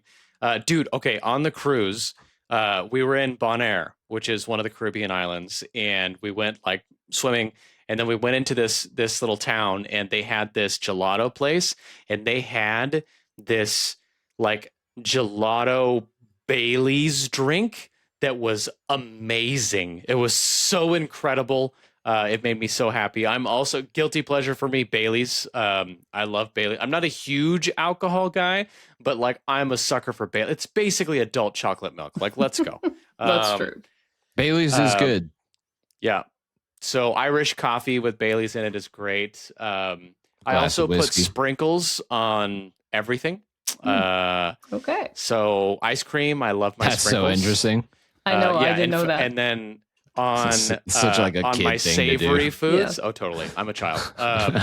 Savory foods. I love doing red pepper flakes, and my family has jokingly said those are my savory sprinkles, because I will also put red pepper flakes on everything. Remember at PAX when we got the chili oil and he doused that's hilarious, everything in this chili. I mean, he like covered all of his food. The chili oil, mind you, you're only really supposed to use like a couple drops of it. That goes a long way. Those are more like guidelines anyway. Those are more like guidelines anyway. You know, just like, would you like some food with the red pepper flakes? Yeah, sir? Exactly. Good stuff. Next one from Mime Destroyer.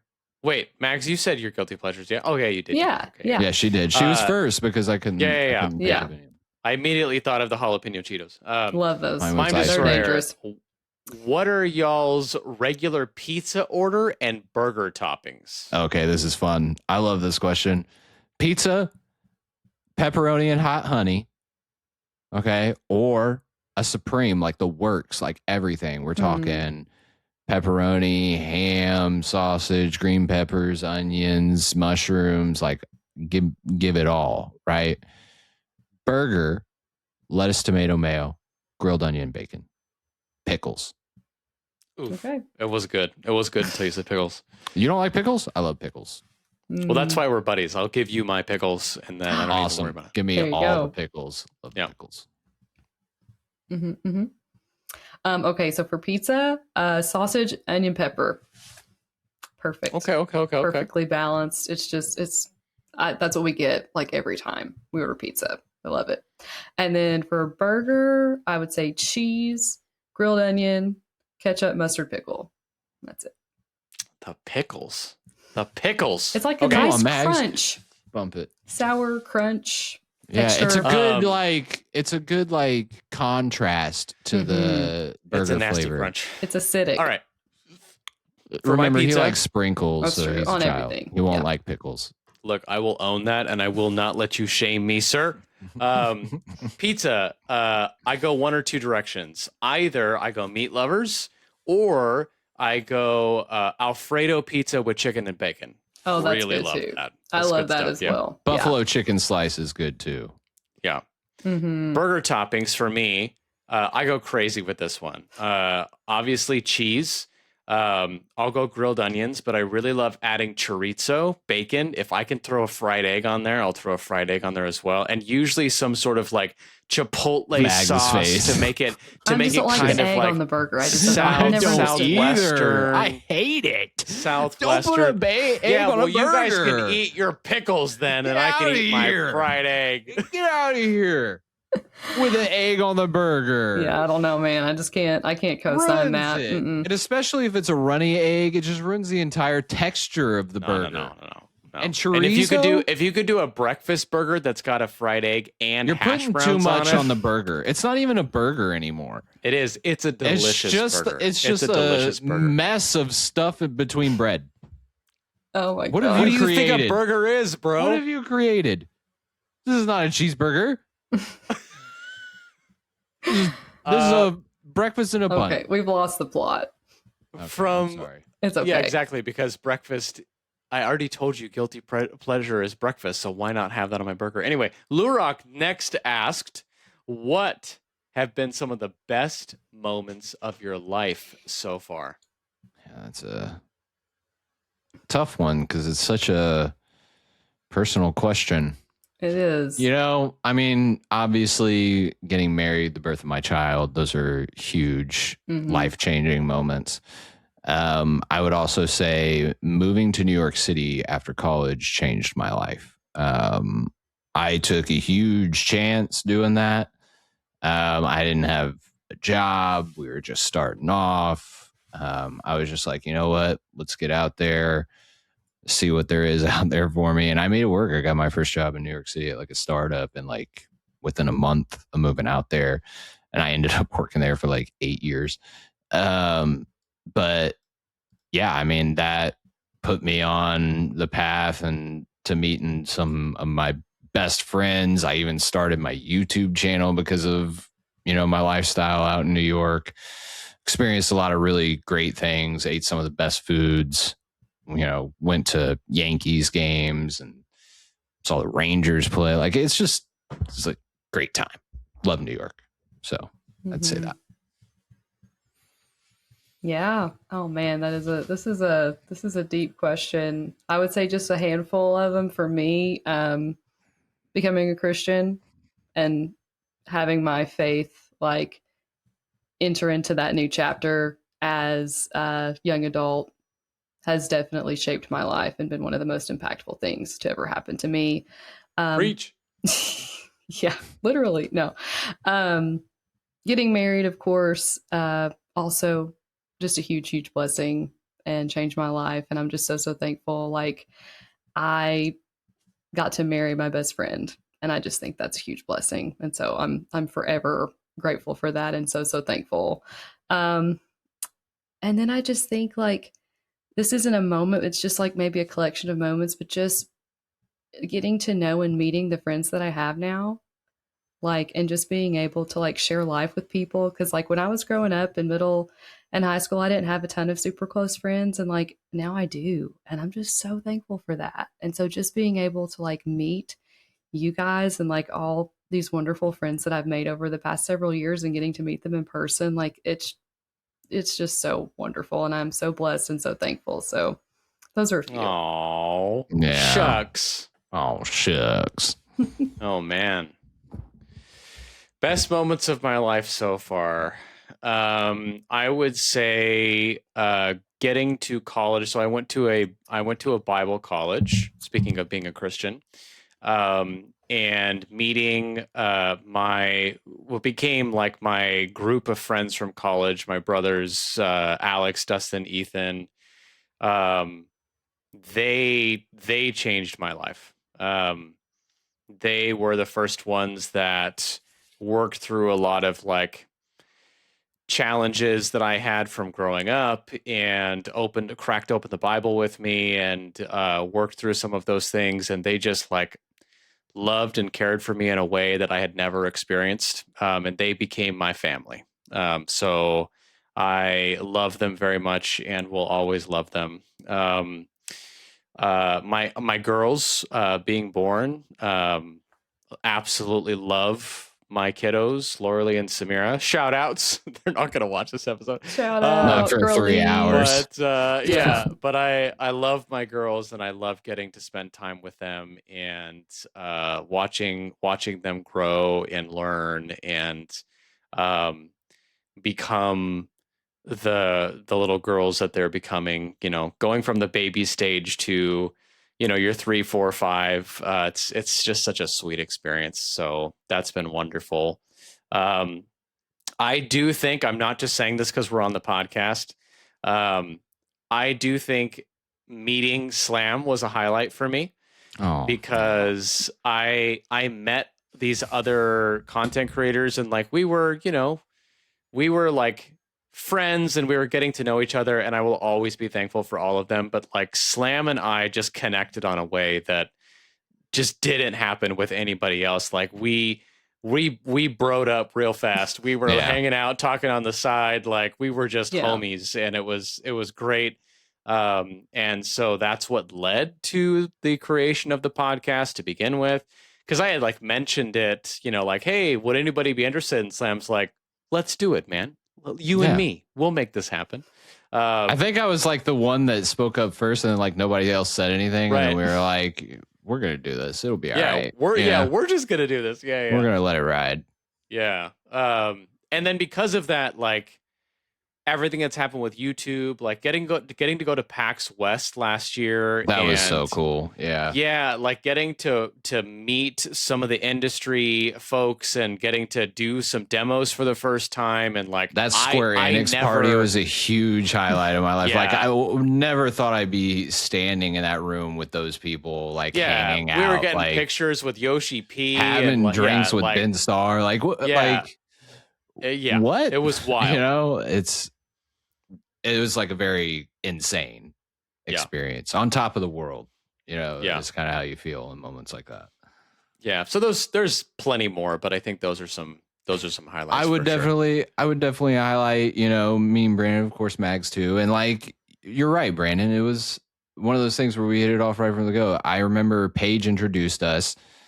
Shout out to Paige, Film Trooper.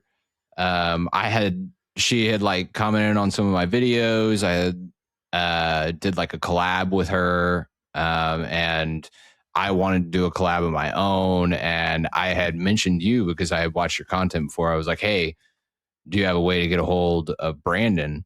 And she was like, yeah, I'll message him on Twitter or something.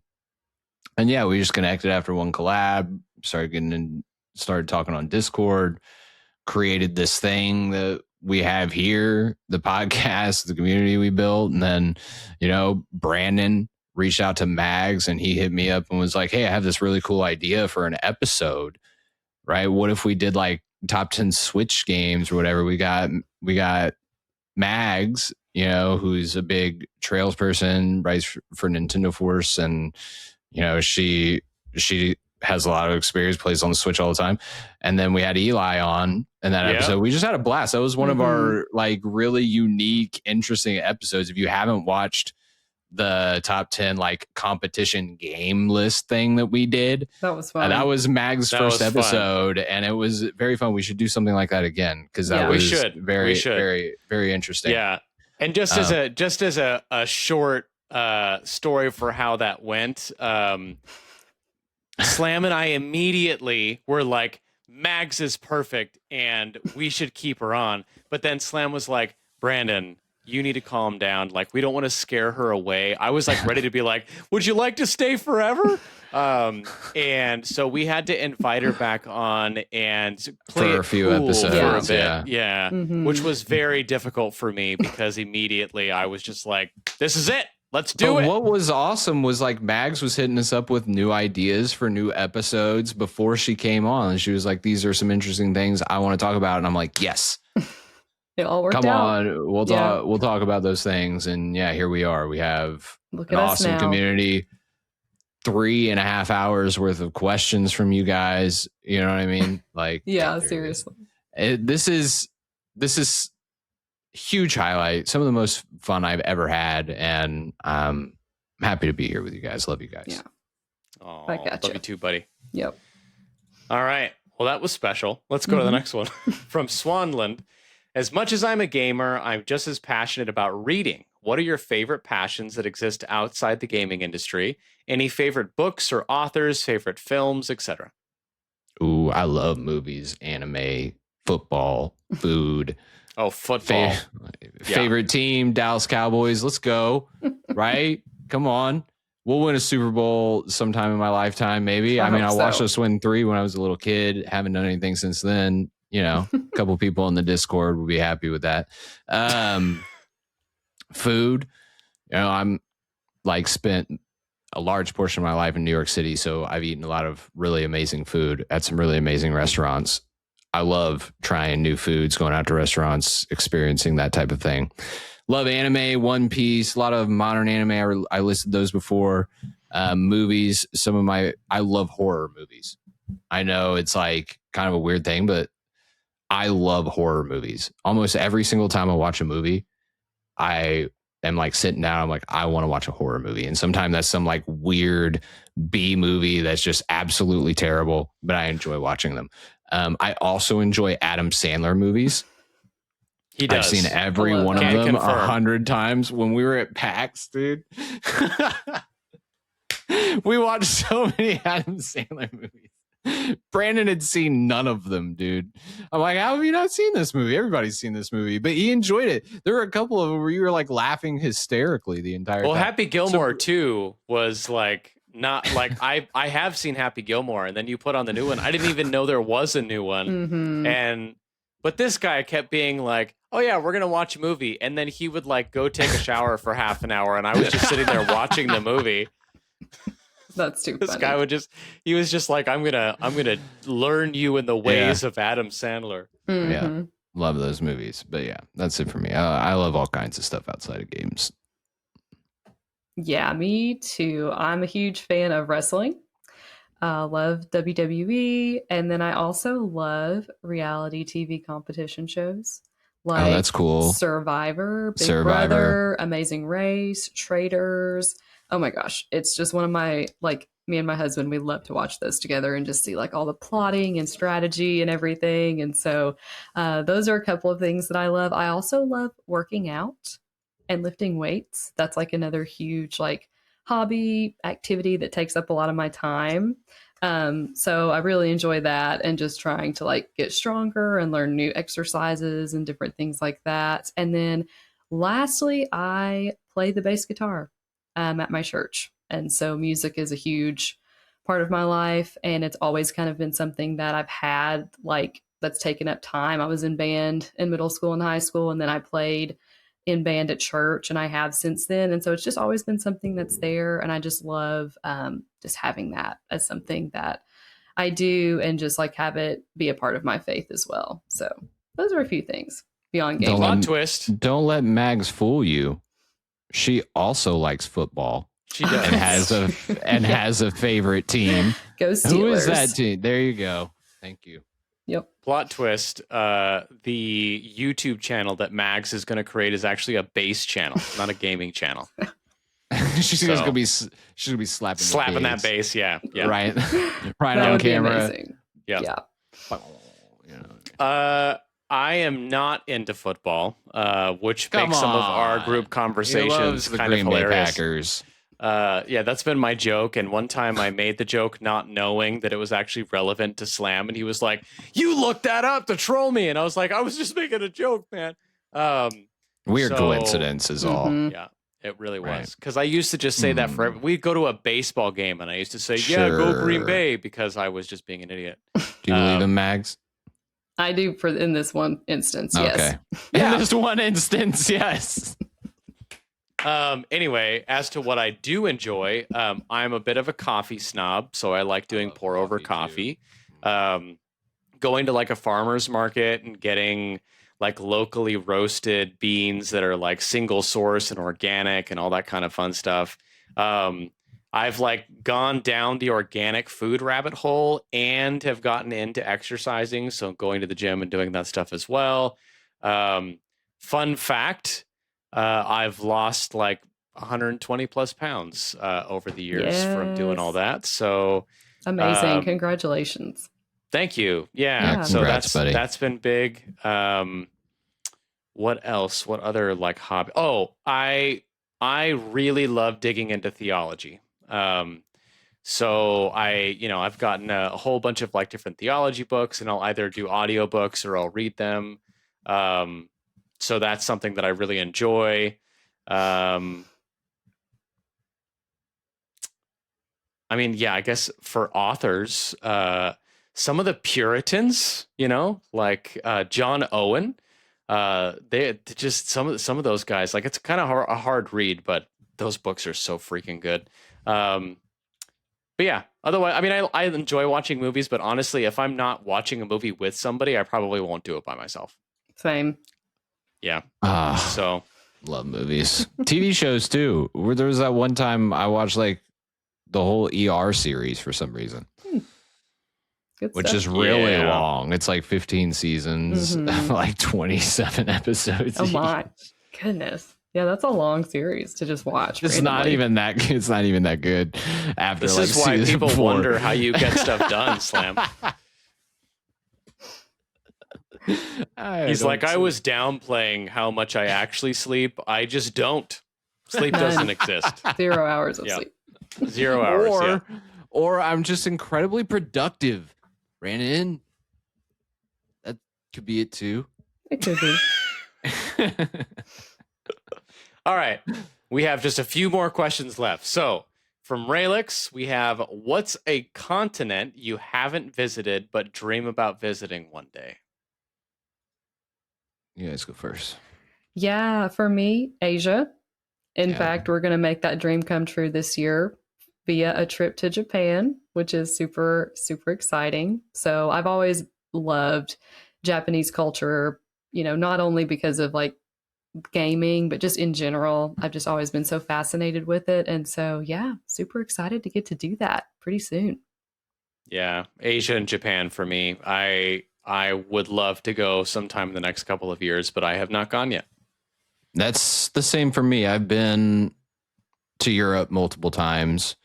I would say, it would be cool to visit all kinds of places. I mean, let's go to Antarctica. No, no. I'm good. No, I'm good. Asia's the easy answer for me as well. Yeah. All right, next question from Raylix. Who on the pod can actually cook? I can definitely cook. I'm not a bad cook. Let's put it that way. I was accused of not being humble at all, so I'm going to try my best. I'm decent at cooking. He said he came out the gates hot. Like, oh, I can cook, right? And then walked it back a little bit in case he ever gets tested. Yeah. We're going to be in PAX East here pretty soon, so might have to test him on that. Food. That's true. Well, maybe we have you cook something up, buddy. You know? Maybe. Since you're such a good cook. Hey, I told you guys are welcome to come out here, Oh, I'd love some chili spaghetti. I say it every time. I can cook a little bit, but I don't have like a wide skill set. Like I cook basic food, breakfast food, basic dinners, like, pasta and stuff like that. But I'm not extravagant, I can cook. That was a very confident. I can do it. That was. I don't have to say any more or less. Like I learned from. What's your favorite dish to cook, or your best dish? Your number one. Like if you're like, I'm gonna cook something up for the first time for Slam and Brandon to show them how skilled I am at cooking. What is that dish? Probably my homemade chili. Like legitimately. I like chili. Let's go. Yeah. Homemade chili is so good. Yep. Yeah. I don't cook really very difficult things, but like what I do cook, I feel like I do well. So yeah, it's good. I really love doing like cashew chicken, but unfortunately my family is very white. And so I will kill all of them with my cashew chicken because it is a spicy dish, but I like spicy food. Oh yeah. And the last time I made it was the last time I made it. and I'm pretty sure I almost killed my mom. So, no. yeah, That must be really bad. It's because he overloads on the red pepper flakes. No. It's because of it's the process of making it. Like it's because it's like oil based, and so you get all the spicy things, and you like build the flavor as you put stuff in and pull stuff out. But then when you're throwing the peppers in there, it just like that spice all stays. So when you bring it back all together and you mix it up, it's just amazing. It's so good. But if you're not ready for spice, it'll kill you. So good to know. Yeah. Anyway. Okay. We have now hit the final 0 days without nonsense category. The first question from this category is from Bethany. For Mags, can you tell me your favorite attribute of Asterion Akunin? Is that how you say it? Brandon. Thank you.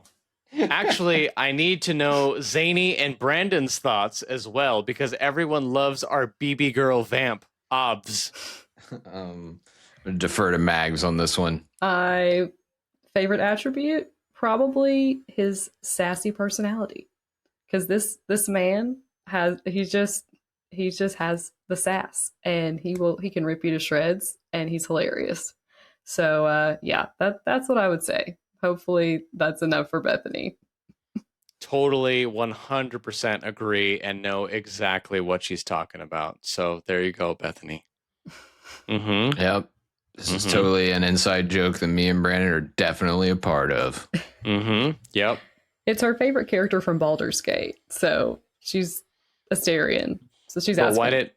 Asterion. Did I say it right? Asterion Akunin? Is that how you say it? No, I don't think you said it right, but okay. Well, Asterion is right. That just makes it even better. Yeah. Because when you said it, I was like, I don't know what he's talking about. But now that she said it, I know. So Well, now I'm confused because she said BB girl vamp, and I thought it was a girl, but it's not. No, it's not. No, it's not. Got it. Cool. Well, the last question in the list is from Shinobi. Why does Moogle Mags hate Final Fantasy so much? Valid. I don't hate it. What's that thumbs down emoji we just created? Yeah. In the Discord. Join us in the Discord for a thumbs down emoji for Mags. So that's why they're joining. It's honestly a great emoji. I mean, I feel like it's worth it. But Perfect. No, I don't hate Final Fantasy. Do I think that Final Fantasy X is a top Switch RPG? No. Yeah. But like, it's just because I haven't. I tried to play it and I just didn't like it. The way she said no. And that's why. How have I been getting all this crap for my take on Final Fantasy X when Mags was like, I didn't like it? I think the person who asked this question, I think he doesn't like it either. No, he doesn't. What? He did this to put me in a bad spot. Sean. Totally. But what a way to end this. All I was saying was that's why I had thumbs down. Literally, it was like, it doesn't mean it's a bad game. It's just I personally don't think it should be on that list. Oh, which one? That's the list you're talking from the episode. Yes. That's what this is from. Yes. Yeah, okay. Which Final Fantasies have you played again? Well, I did play some of 10 and fell off. Okay. 13, 2, 15, 16, 7 remake, and Tactics. And she didn't like 7 remake either. She did play Tactics though. That's like a big win. And so I like Tactics. Which of the games did you? So you liked all of them except 10 and 7 remake. Mm-hmm. Okay. So maybe she doesn't hate Final Fantasy, but why haven't you played any of the other ones? There's just a lot of games. Yeah, Max.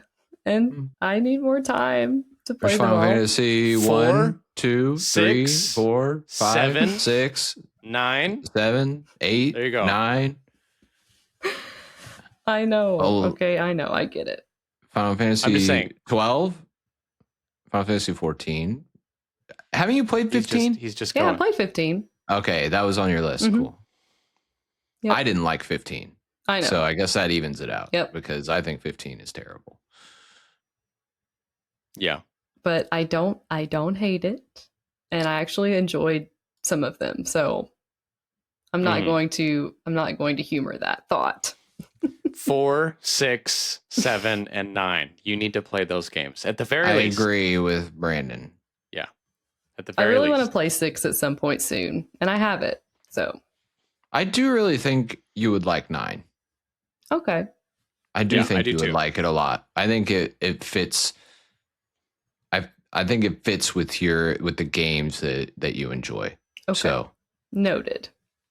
From my personal recommendation to Mags would be for her to play Final Fantasy IX as soon as possible, so that we can turn this ship around and she won't hate Final Fantasy anymore. And with that, where can everybody find you, Mags? You can find me not hating Final Fantasy at Avenger Mags on Twitter and Blue Sky. And you can also find me not hating Final Fantasy as a staff writer at Nintendo Force Magazine. Thank you. Better be careful. I like that. Nintendo Force Magazine, if a Final Fantasy comes out and she actually doesn't like it, it will be documented in the magazine. Slam, where can everybody find you? Slam Zany on all the things, mainly on YouTube, on Twitter as well. Those are the 2 places you'll usually find me. But I'm also on this podcast. No. So. What? That's for crazy. 3.5 hours. I'm losing my mind, dude. I know. It's very late. Oh man, yeah, we're recording this well into the night. And I'm Retro Brandon. You can find me at Retro Brandon on YouTube. Someday I'll post a video again. And you'll also find me at Nova Brand on Twitter X, where I will randomly post things there as well.